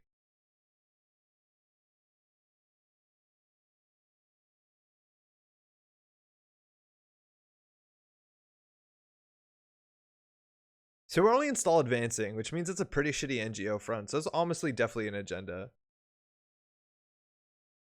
So this is where the falsified hit is really hard. So we're not going to pay 1. It's an agenda. It's definitely an agenda. If we double advanced it, we might have considered paying 1 because then it looks like an NGO from. But I think they always falsified it and just choose whatever makes the least sense. They could fem this and then just... They need still a code grade breaker because this is only centrals, right?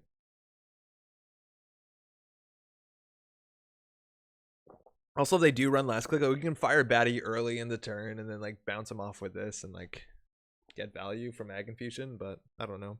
Luckily, Mati is not actually doing anything because we don't have any ice in hand, but they are really not playing a lot of Netrunner. It looks like they've been clicking to draw a hell of a lot.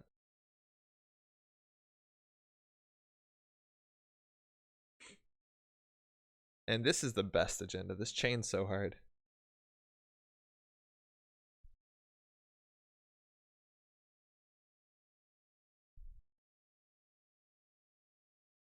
Yeah, right?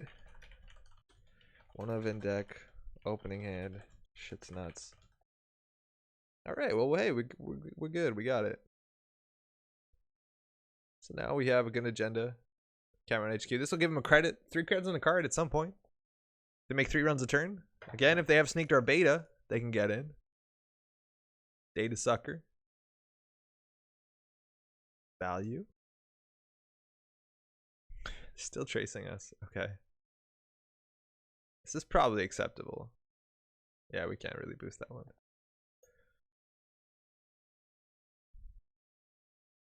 I don't know how good a data sucker token is.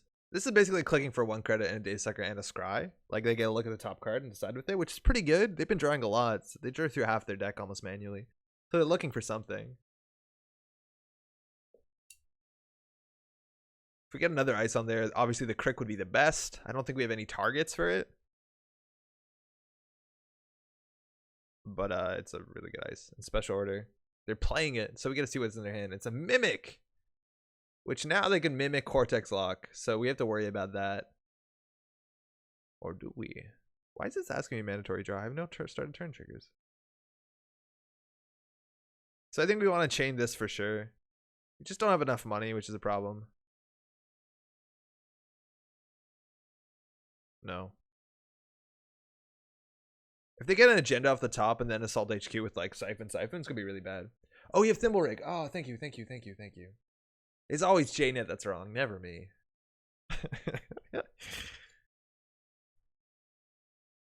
It's also cool to track this when the crowdfunding is gonna give them a card draw. It's obviously like a really small explosive boost, but technically a boost. So you gotta play around that, right? Especially if you're playing like a net damage deck. Be like, oh, they're gonna have an extra card on the start of their turn. What does that affect? It also makes it a bit better to Paragon and not draw sometimes. Chaz, what's up? Siphon costs 4 clicks. Yeah, totally. How's it going, Chaz? Siphon would be pretty bad though. We have no money.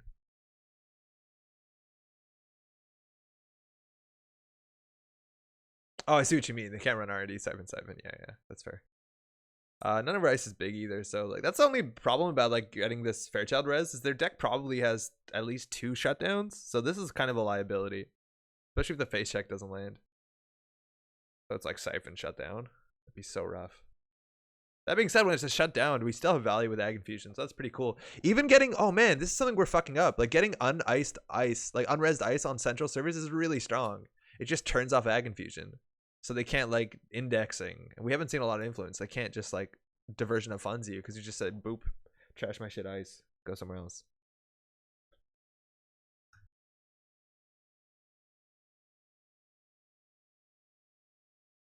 Equivocation, Mimic. Still 1 unused MU.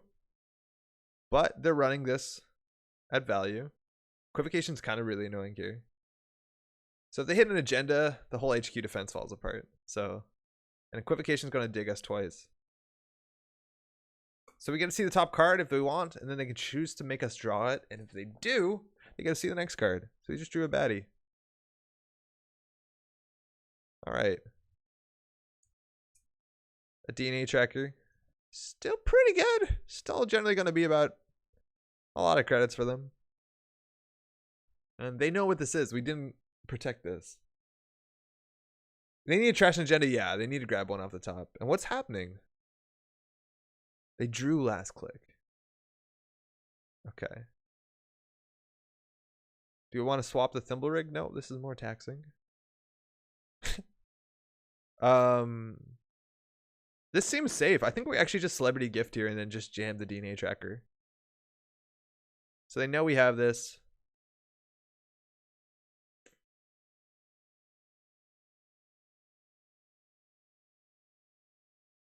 They didn't get us last turn, and now they have less credits. I'll prevent that. So this is actually a pretty good face check. Again, if they do get an agenda and then manage to run HQ and then do all that stuff, this also means that they're probably not in Snake Door if they're running all this like extra MU. And hey, crowdfunding, card and a credit. What a good card. 3 influence. Maybe too much to see it out of faction, but it's a good criminal card. Hired help feels very skillful. Yo, we did so much skill. We drew this in our hand. We chose not to mulligan it. Or maybe we did mulligan. I don't know. I think we top deck this. Maybe not even. And now like HQ is safe for the whole game. We're so fucking good. Probably want to swap Thimble and FC3 to force break before Ag Infusion ability.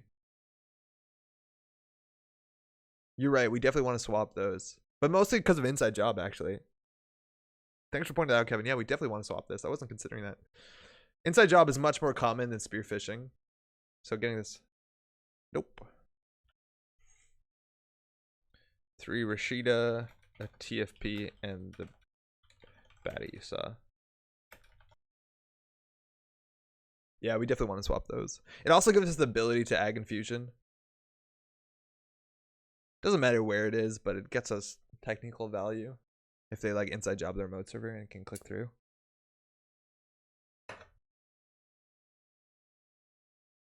Yeah, that's definitely worth doing.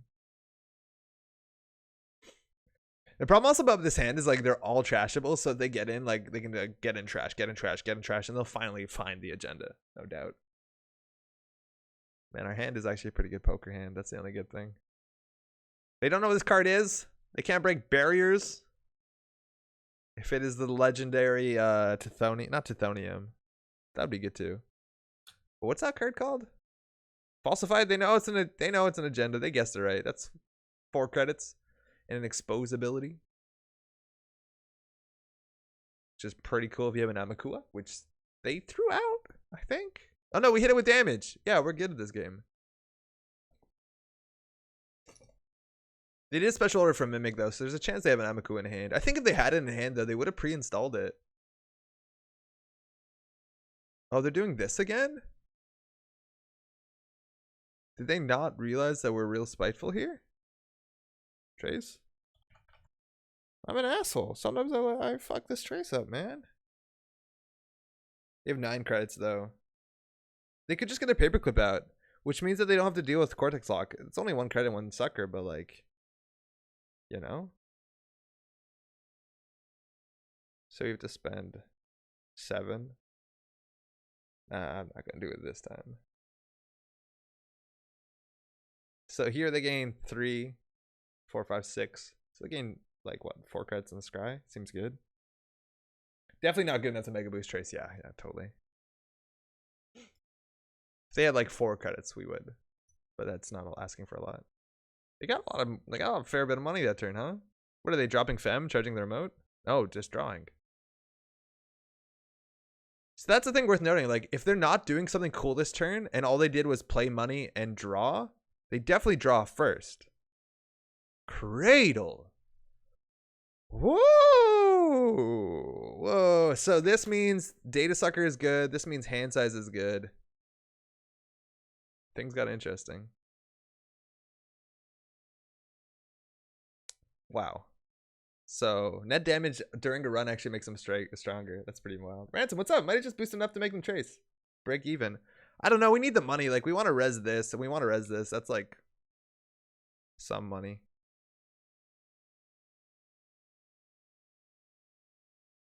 Oh, if I'm not mistaken. Oh, this is rain. So this makes sense. This is the Otherworlds deck list, modernized. Fuck, I didn't realize. They said hello and everything. Oh man, this is Wayne from chat. Fuck me, man. How did I not realize that? So this is the other 2014 Worlds deck of Dander Genius, which was an Andromeda that was running Yogg, Sucker. This, I'm pretty sure this is meant to be medium. Man, this is wild. Drawing out to Paragon is sometimes right. Yeah, sometimes right for sure. Looks like we're firing all of them, which is going to increase the strength of the cradle. There's the Fem. There's a Doof. There's a Doof. This is a free R&D. I've been away from the game for some time. What's the deal with the Nisei fan community thing? So if Missile says Nisei is a community-run project continuing MMO updates, that's largely it. It's a group of people that are going to continue official support. They have game night kits that are already coming out, so you can buy those. So you can run tournaments in your area. They're going to make a new core set. They're in charge of what's rotating, and they're going to be making new cards next year. Kevin just threw the link, Nisei.net. Seems really organized. They generally post news every Friday. Check it out. There's also a bunch of interviews if you want to hear what they talk about, what their sort of like line of thinking is. So you can find those on Dan's channel, on Code Marvelous, on YouTube, and also on Twitch, I guess. There's a lot of stuff there. Boom! DNA Tracker. 2 credits! And they die to snare and shock and everything, but we don't have those. And we just have to get this in the remote. Oh, we just also need some money.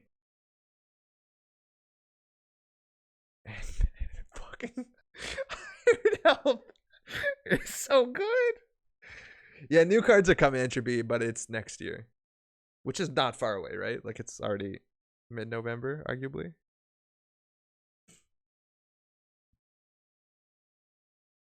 Yeah, self-modifying code, that's it. They don't have an answer to Excalibur. They just drew. Oh man. 2 crowdfundings, Value Town.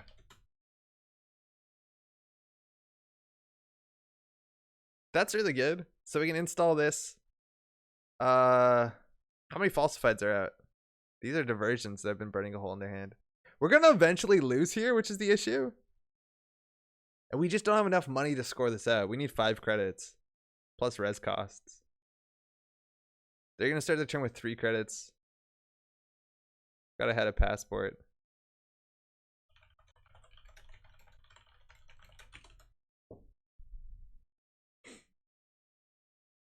Luckily, our Niseis are out, so it's only just foods and TFPs. And they didn't have TFP value money to play the game.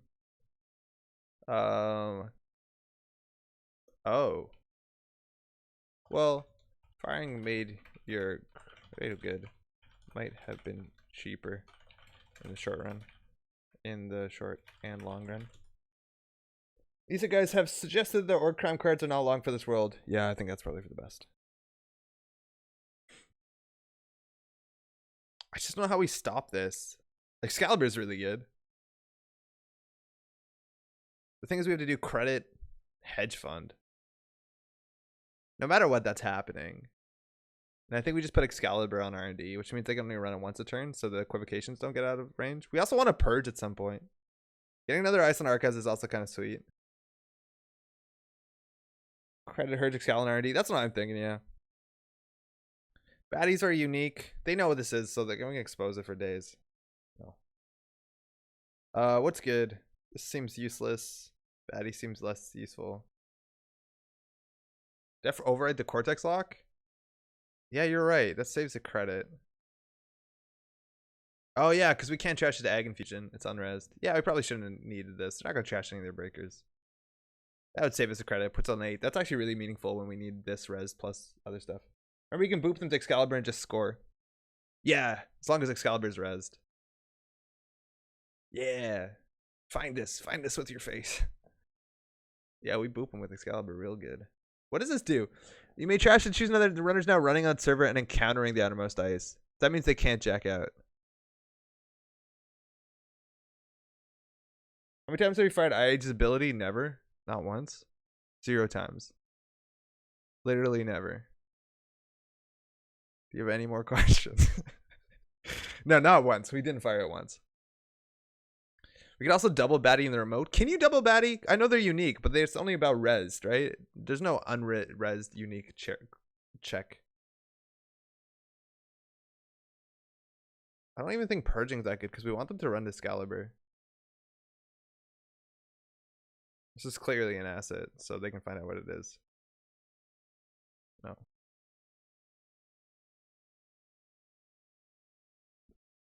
Holy shit, hired help is stupid. This whole server against criminal, never have to bother with. You would have swapped Timble with Excalibur, I think. Yeah, but then they hammer R&D and we lose. They can inside job that. So we need to check if Dan's list has inside job in it. I'm pretty sure he has one. Oh, excuse me. We're firing this trace. Wait, we're firing this trace?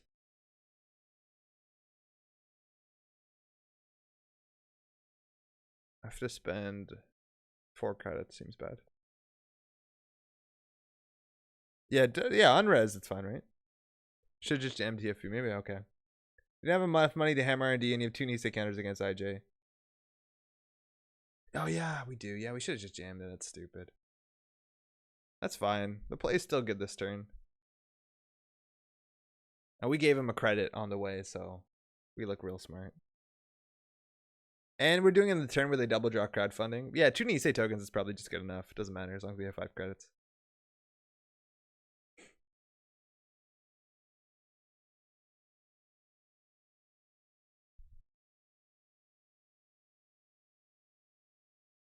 Yeah. Yeah. Yeah, that was a waste of a whole turn. Oh, we shuffled Maryland back in, so we did help R&D. That's not true. No. Let's go. Unfortunately, we have nothing res, so Marcus Batty doesn't work. That's actually the only bad thing about taking Thimble Rig off the server is this Batty's dead. Me too.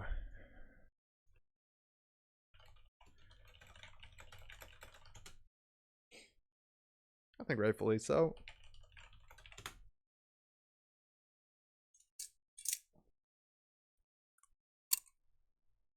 Yeah, we probably win with Excalibur. Yeah, Excalibur Boop is strong. High Confusion's ability fires once per turn. Spatty's mega alive with Excal and Nisei counters. I guess it's alive with Excal, but like, they do have turtles and they do have Data Sucker, but they can only do that once. Cradle is a -1 strength. Yo, anti-synergy with crowdfunding and Cradle. That's pretty funny. Nice glasses. Hey, thanks so much, Tobel. How you doing? Yeah, this is GG. How you been? Yeah, that's game. Can't run anymore, can't win. GG. What do you think about all the Grail suites, but with border control? Why Grail, though? Does that have a synergy?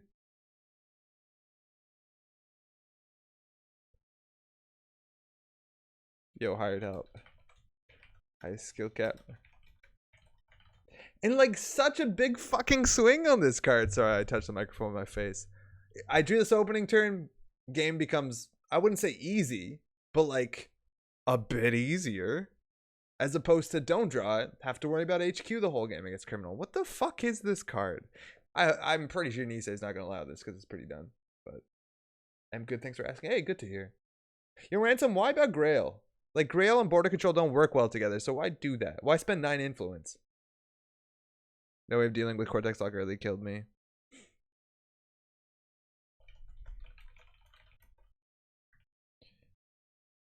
Yeah. No, you can't really tank that.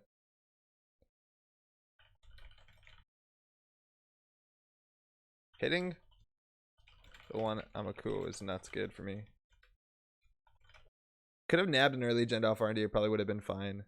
Yeah, 2 Niseis came up soon, and then nothing for a while. Just drew the last Nisei, and I've only seen those 4 agendas. So there's 5 more in bottom 24. That's not nuts. I guess it's usually 1 in 5, so 5 in the bottom 24 isn't crazy. Yeah, they don't forfeit the points. This says trash. You don't forfeit them. You just go in archives. You go pick it up. You just be like, okay, forfeit, run here. Hey, okay, Trace, grab my agendas, win. Hey, cheers. Cool adaptation. Imagine you had to forfeit them. Yeah, then this would be so stupid. That's what I thought. Like, it took a while. I was at Worlds during day 2 while they were building this. I'm like, please don't let this happen. And then I got really upset about it. And then I read it and it's like, oh, trash. Is that on purpose? Did they meant to do that, or did they actually just like fuck up the word forfeit? Yo, Rain, how's it going? For the poor showing, my dude? No, I wasn't poor showing. I think you showed off fine. It's hard against like because we're icing up everything. This just ruins you unless you have sneak door. Feel bad about that. But that was a cool adaptation. You know what? I didn't realize that you were playing the Worlds deck until they installed Cradle instead of Yogg. I'm like, oh fuck, this is Wayne. By Wayne, I mean Rain, of course. I mean Mythic and border control. Oh yeah, cool. So Ransom Man, there is an archetype. This is a Kiv M Chris thing. Let's see if we can find it. Titan 1441. Yeah, good old Kiv videos. So this was called Hyper Fast Advance. This is old Octagon, and that had a really fun deck list. This is apparently Marcellus's list, not Kiv's, but the idea is there. And the idea with this is that it was running. Oh, this one's wildly different. Can I find it? Actually, if I find it, let me see. So the idea with that deck, it was a Titan Fast Advance deck, but it ran as an Ice Suite. It ran Paper Wall, which was a transient barrier. Once you broke it, it disappeared. It ran Mother Goddess, Excalibur, so those are mythic, no subtype. And then it also ran, if I'm not mistaken, it ran, what's it called? The biggest barrier up to date. Like that Blue Sun barrier, what's it called? Kid, the best content creator. I take no offense with that. I agree. Curtain Wall, excuse me, it ran Curtain Wall, and then it also ran Oversight AI. Yeah, thanks you, Cassis. It's Curtain Wall. So the idea was like it had good rush because it could turn up a Curtain Wall turn one, even though it was you know, with Oversight AI. And then also thank you, Mark. Curtain Wall is it, and then you'd Oversight AI, so you get a Curtain Wall cheap really early, and then you have your Paper Walls in front of for also early rush. Then you have your Mother Goddess and your Excalibur, and you could do that now with your border control, and it'd be super good. I think that's pretty legitimate. I think if you want to do that, maybe you want to try something that can win the game quickly. Titan probably looks like your best. But I think that's worth trying. The thing is, like, we don't have Paper Wall, so it's all Mythic and border control, which is only 6 ice, and Excalibur, so that's like maybe 8 ice in your deck, which probably isn't good enough. You can always install like ice walls and then overwrite them, but it gets a bit trickier. So if you ever find things like I don't know if they ever bring in things like I don't think Paper Wall will ever come back, but stuff like that's really cool. Stuff like that is really cool. Also, maybe you do play Curtain Wall equivalent, which is like Chiashi, but this seems really bad. And then you could play like building blocks. Maybe that's another option. But that was a really cool deck called 1441. Yeah, Mark, you can do vanilla for sure. But it's a lot worse because the idea is that you wanted Paper Wall because Paper Wall trashed itself when it was done, so that your what's it called, your Mother Goddess wasn't a barrier. So it's true that vanilla is the closest to Paper Wall, but the fact that Paper Wall was transient was like the reason why it was played. Yeah, I don't think you want to do vanilla just because the Mother Goddess is shit. Unless you just draw in the right order, maybe you want to go for that, where you're just like, oh, my Mother Goddess is good if I draw it early, I'll rush behind it. But a lot of decks actually have ways to deal with like single subroutine ice. Not even specifically single subroutine, but like most competitive decks are running either a way of dealing with it, whether it be Amakua, Shapers have a lot of options, Atman gets play, but also you have like Gabaldi and Kongamato. There's a lot of reasons. Maybe Himitsu Bako? Yeah, you could bring it back to hand, but it's kind of expensive, and like at the end of the day, you're still playing Himitsu Bako, which is I want to game by rushing Atlases behind a Mogo with nothing else. Yeah, I see you could do that. I just don't think it's going to happen against a lot of players. A lot of players against Inside Job. All this stuff happens. At the deck I played at Worlds, I was running like 3 guard, 3 ice wall, and then 3 Hortum, and that's it. And even that was fine. And that might actually be better, right? Because guard is a cool card. It's an end the run sentry. They need to find a breaker for it. It's same cost as Mother Goddess. And that might honestly be better. Because it's one thing to say like, oh, I have my Mother Goddess into like paper, my Mother Goddess into like border control, which means they only need 1 breaker. But if you make guard into Hortum, they need 2 breakers suddenly, and that actually can be the biggest difference between losing and winning. I remember when the CI list at Worlds changed their whole ice suite to put only Paper Walls and Mother Goddess the day before the tournament, I think. Yep. And Loki, which is another mythic if you're doing this sort of thing in HB. Loki's actually really good. You have Loki, Mother Goddess, Excalibur, and I don't know if you want to spend influence on you'd have to build a wild deck, but maybe it's not terrible. You know? Maybe? Maganga?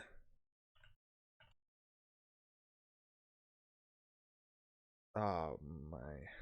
2 influence, right? These cards should just be 1 influence, right? They'd just be like, fuck it, have fun. Maybe Mother Goddess protect the MC Austerity or Lady Liberty. At that point, though, like then if your Mother Goddess is on that, your Lady Liberty or Austerity, how are you protecting Centrals? And that's the thing about Lady Liberty or Austerity. It's like, okay, well, sure, it's protected, but the only way to score it is from HQ. You just run HQ 4 times, and then you'll lose the game. So I don't know about that. I like the idea of a Titan Rush with Timely to install a Mogo and trashing ice on server. That's cool. The thing is, though, like, if you're doing that on Titan, you just install border control.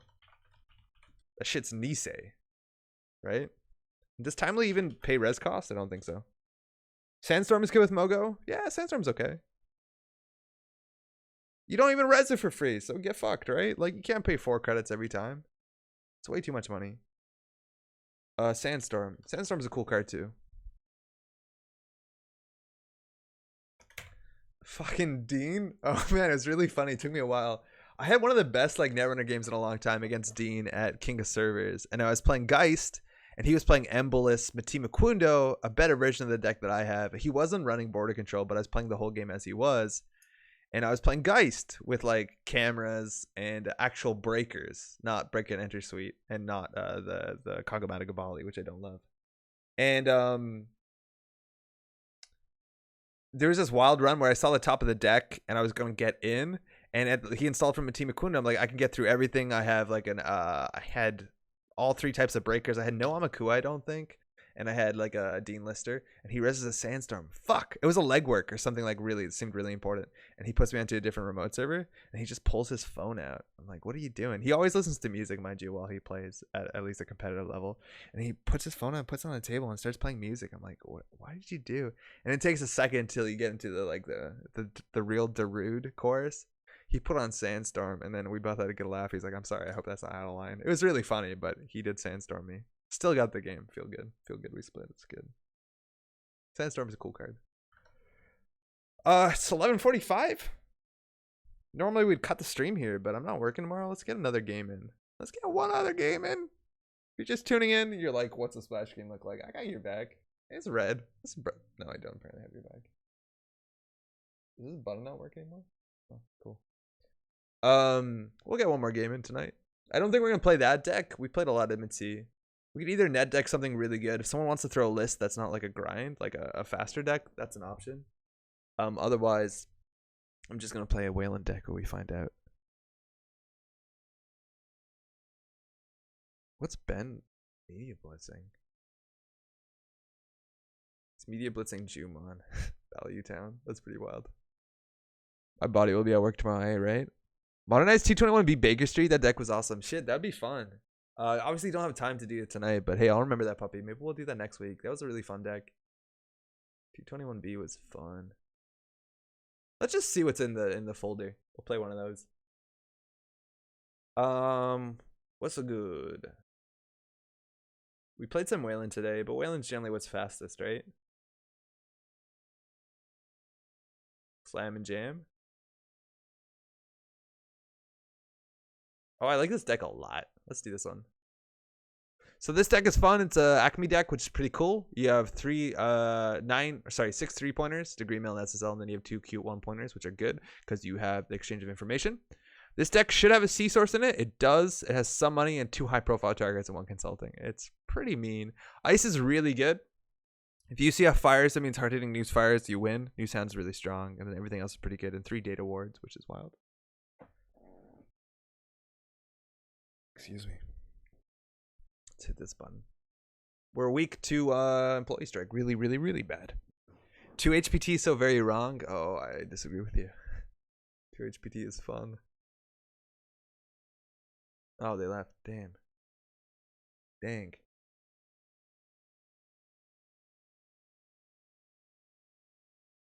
Two HPT is weird because like sometimes you just cheese wins out. They're like, oh, I have 2 tags. And you're like, okay, let's go. Because like if you don't expect, you generally in a yellow deck you don't expect high profile target or boom, or maybe that's just me. I went downstairs to get my food, came back just in time for splash screen. Best part of the show, you know it. Damn, perfect timing. I gotta get music on the intro of the show too, right? Like the countdown or whatever. The starting scene without music is like pretty lame. I just gotta figure out what like open rights music is, like free rights music that isn't the worst. I think a lot of times you just have to credit the person. Or I'll just write my own tracks, right? Hey. Disperse. Nice picture of a bird. Just play Boom. It's better. It's trashable. I don't know about that. Edward Kim. Wow. It's pretty good. It's pretty good against us. His hand's not amazing. Again, we only have 8 agendas. So opening with 2 is not the best. Disperse apparently is in stream. Could be on strike. Edward Kim has a link, which is bad for us, and also trashes our operations, and those clump up in hand. I think we have 1 archive memories. I might be wrong. We have 1. Okay. We're going to mulligan this. Hand is better. Hand is definitely better. Hard-hitting news opening is pretty good. Best of luck. Have fun. Check out the McClyde guy. Oh, yeah. I'm very familiar with that, with their music. I think you still have to credit, though. I think that's what Kevin's asking for, McClyde. It's like royalty-free, but do credit. We want the money. We want to ice up both centrals. Raven is good. The new sound doesn't do much. I'd actually rather protect HQ because it has some really important cards in it. And we're not going to be scoring anytime soon. This is a Trace 3, which against a Link is not that good. Get that music from Monty Python's Flying Circus. The opening. What kind of stream do you think this is? This is just a circus to you? Dirty Laundry on archives. Again, they have enough money, but interacting with someone with hard hitting news. Oh, we'll definitely take a bad publicity here. It's fine. Makes Traces worse, though. Okay, IP block. Pretty strong because it gives a link on encounter. So we can go IP block into new remote and jam this. Hope maybe they spend something on this like what's it called? Now the only problem with IP block is best on the outside. If we get a data raven in front of this, it's even better, or a data ward, it stays good. But because we are Acme, they are considered tagged on the first dice. This actually has a hard end to run, and it's not just like Trace 3, which Edward Kim gets through with a bad pub and a link for 1 credit. Maybe not just the circus. Got you. Well, even if you put a blurb in the description crediting it could suffice. I think it's largely what's going to happen, Ransom, is I got to credit that. And probably we'll have like a ticker on the live thing anyways that says what we're listening to. Quadra, Orchestra on the bin. They know our deck, so this is not actually like really threatening. I don't know if we're on closed accounts. We're not, which is really good with the 1 copy of... Oh, we're actually not playing Fly on the Wall, we're playing Quantum. That's safer, I guess. So maybe closed accounts is not necessary. And triple scarcity is pretty good. They haven't played anything yet. We want a current. Raven into IP blocks, pretty sweet. But again, we're in no rush to jam anything. And so whatever they play 2 laundry. So icing archives is not even that important. I don't think they're going to be rebirthing. Edward Kim's ability seems pretty relevant. I think we just want to credit and play this. Could consider rezzing this, but now it actually looks like an agenda. We'll see. No one home.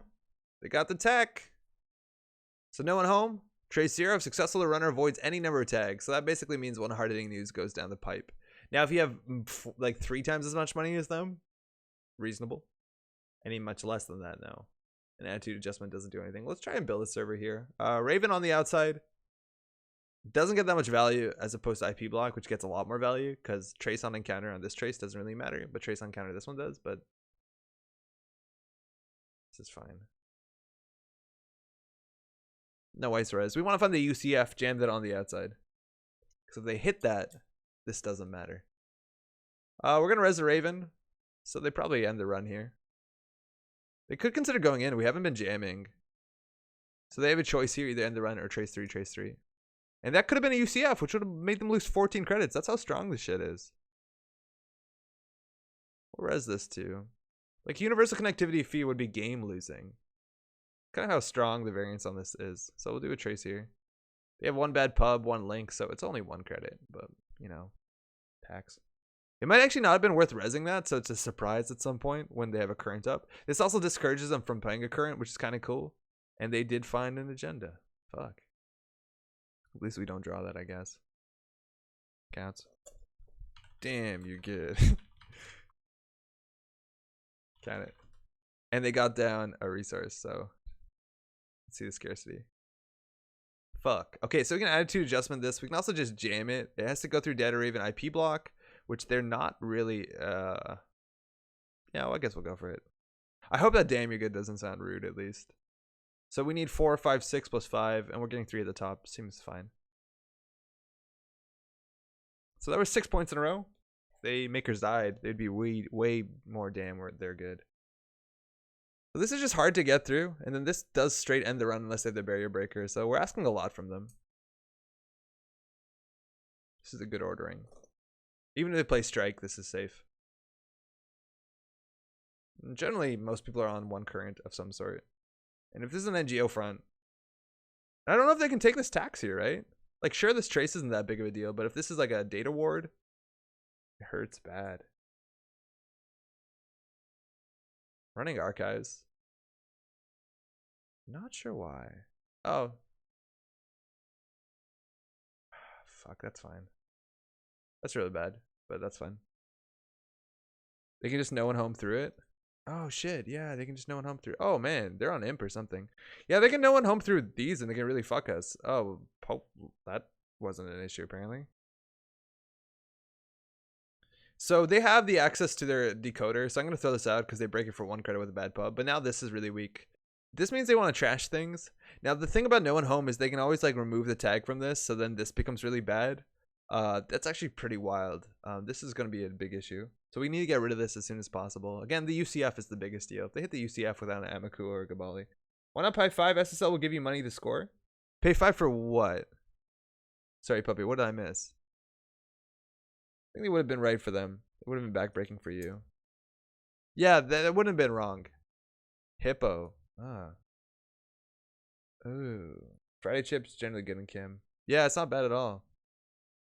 Because it's not installed cards, it's just cards. So Hippo means we want to get ice in front of all our ice. That being said, they have to break the subroutine. So MK Ultra breaking this is actually 6 credits.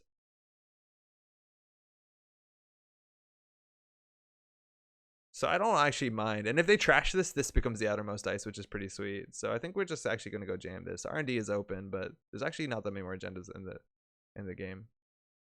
It's actually really hard for us to score. Because we actually have to score like a lot of agendas.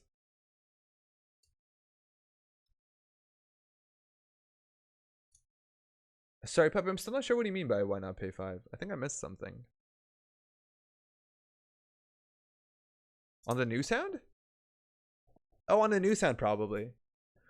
I don't know if there's a last click. If it was, maybe we could have considered it. You're right that these give us a lot of money. Oh, pay 5 for the bad pub. Right. Yeah, we could have considered it. 1 link 2 bad pub turns off IP block, turns off this, which is kind of rough. But I think we're going to win off of UCF, not of anything else really tricky. Like, we're going to just UCF for them into hard-hitting news, and the bad pub won't matter. That's the way I see us winning.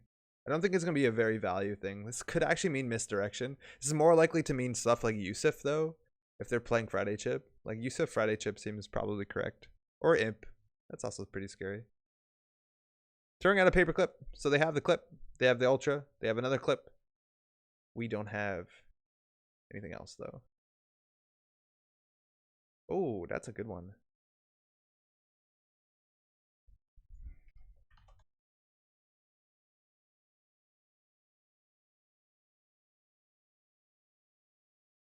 So this protects us against the Hippo.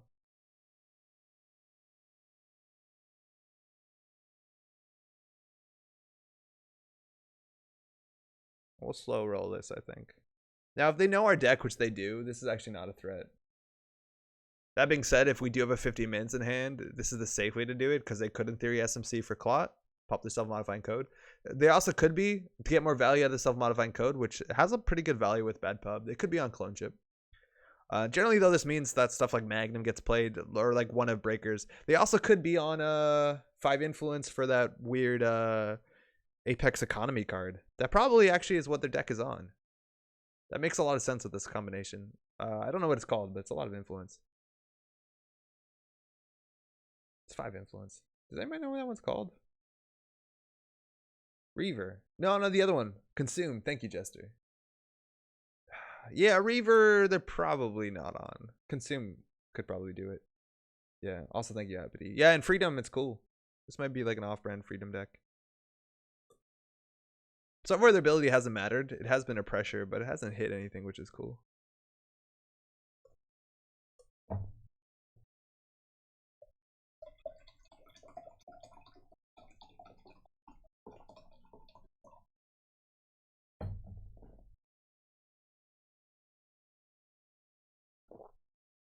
We really do have to play against a no one home. If you're worried about it, you can slot best defense. If you want to go into the old card, slot in Foxfire, which, mind you, is my icon. If you're not familiar with that old card, I think they're. It seems like they're typing.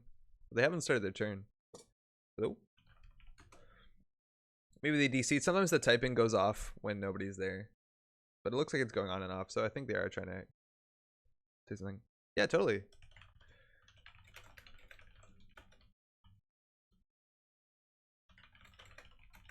Oh, I'm glad it said something. Stream still up, hasn't gone down. Pretty good. At this point, if the stream does go down, I won't restart it on the basis that it's like midnight.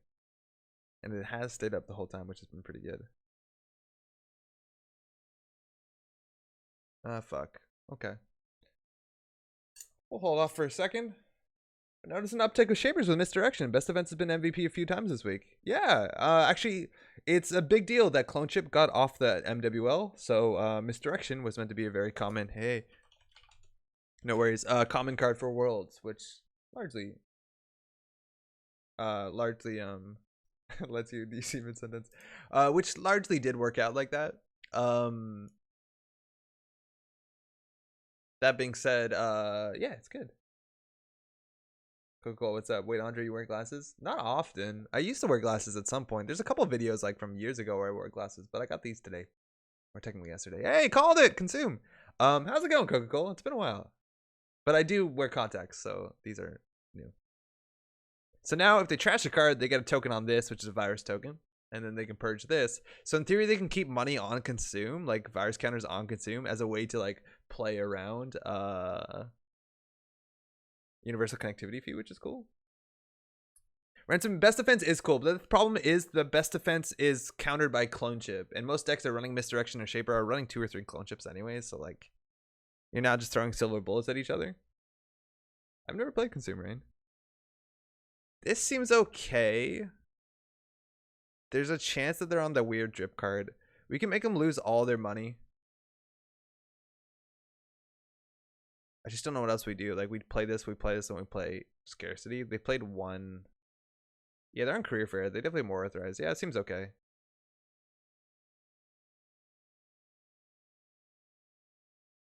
Oh. Oh, that's already... Oh, this is 4? Fuck, that's good. I thought it was 3. Oh. This card, huh? You also just leave it there. This also just draws. I forgot about that. Well, advance it once and leave it. That seems right. I guess we're drawing now. Oh, it feels bad. And then Scarcity. Oh, knowing that, we could have popped that. Too late. Best defense is only good versus Levy or max decks. Wait until they complete that same old thing. Yeah. No, that's true. Some of those decks, though, are playing labor rights, which is kind of cool. Oh, they're going in for the trash. Paying 6. Okay. Please don't hit the hard-hitting news. If they hit any card besides the hard-hitting news, it's real bad for us. And they have opened the floodgates. Okay, luckily we can wipe all their money and hard-hitting news them, and then we need one of these to win. Oh, this is really bad. Okay, that's fine. They hit the attitude adjustment. They have 2 credits. We don't even have to pop this. Oh, they're taking their money now? Okay. Tag from DR? It doesn't matter. Oh, yeah, hold on. You're right, that doesn't matter. Didn't give it to you. Thanks. Thank you, Apathy. Yeah, I totally forgot to fire that. Celestia, what's up? They need to take a tag from Break Raven. Yeah, they did. Yeah, also Rain. What's up? Yeah. Let's try and do math. Okay. So this is going to give them 2 credits. So we can fire this. And just hard-hitting to use them. We can draw once. If we draw an agenda, it's kind of bad. This current is on, which is pretty good. So no matter we fire this and do that. So we don't want to play anymore. Like, we want to draw another non-trashable cards to protect this, but they need to trash both of these or clear some of the tags. So this seems good. So we might get them here. Not a lot of people prepare for this. And we can trace through the no one home, so it's useless. The next turn they can spend a click for 2 credits, which isn't amazing. So they can no one home this, but it basically just means that we have to spend an extra 2 credits. It's funny when they run HQ and see a known home, or sorry, when they see one of these and be like, oh fuck, actually, what's in that remote? But they've already committed to that point. Oh, actually, they can click for 4, right? Because they can run HQ, hope they hit an operation. Yeah, they'll get it. They hit high profile target. Fuck me. Oof. It's okay though. We can consult for the next one. That actually might be good because it means they might not clear the tags if they trash an HPT with the Edward Kim Hammer, so that this one's safer, right? They'd be like, oh, don't have to clear all my tags. We'll be fine. Unfortunately, if they hit any other card, we would have been fine. Exchange isn't on the table just this turn. Right? Because, okay, so we can do 4 damage to them, which isn't enough. Again, they definitely have I've had worse, which we haven't hit. So, like, we're going to have to wait. Luckily, this one's pretty safe. But, like, their econ engine's going to be a bit gross. If they trashed the hedge fund, though, we would have won. So that was like a 50-50 winning the game.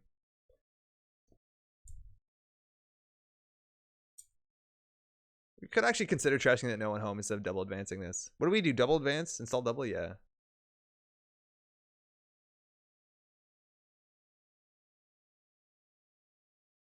Okay, so they don't have to deal with the exchange anymore, which is pretty good. Which we just top decked, unfortunately.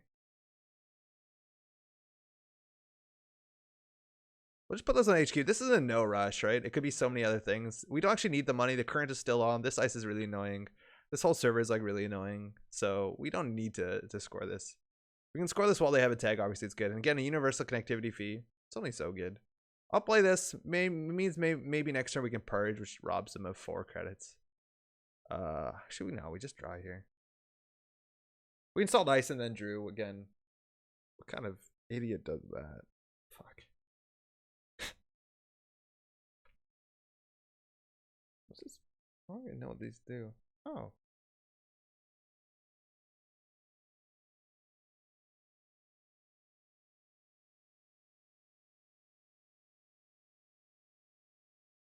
All right, they're drawn up. They need an answer. It looks like they're not going to fire this until they can get good value out of it, so we don't have to purge right away. We can purge next turn, because this is still hard to deal with, right? Like, this is 6 credits with MK Ultra, and this they're on Data Sucker, which they easily could be.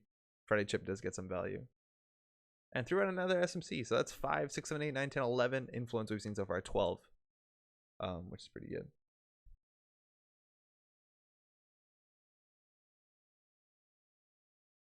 Stomach made a really weird noise. Gotta figure out what other credit throw out. Looks like it's an Earthrise. They want to pay 6 credits with that through the current. And the IP block on the outside is also kind of nice. It gives a tag, which is cool. We actually could just purge here. Again, it stops them from 6 credits, which they seem to need money. We can always consult for hard-hitting news. We have 2 more in the deck. Rashida actually is pretty cool here. We could just quantum predictive model. Nah, let's just purge. I feel like keeping this engine down is important. Because that's probably the only way they're making money besides like daily casts and then gamble dirty laundry, which they've played 2 of each, I think. All right. Raven is annoying. This is 6. And we can always ice up archives if we wanted to. All right. Ooh, en passant. Spicy. That might mean they're on DDoS, but I think we're actually pretty good against that. That's the winning agenda, as they call it. We couldn't. No, we wait. This actually doesn't matter that much. Is Rashida good here? Is this server good? Is this server even good? No, not really. There's 6 credits though. It's kind of cool.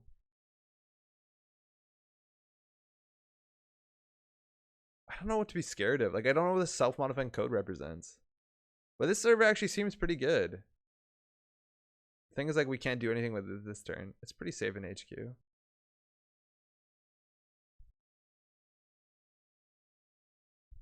I think we double ice HQ, no?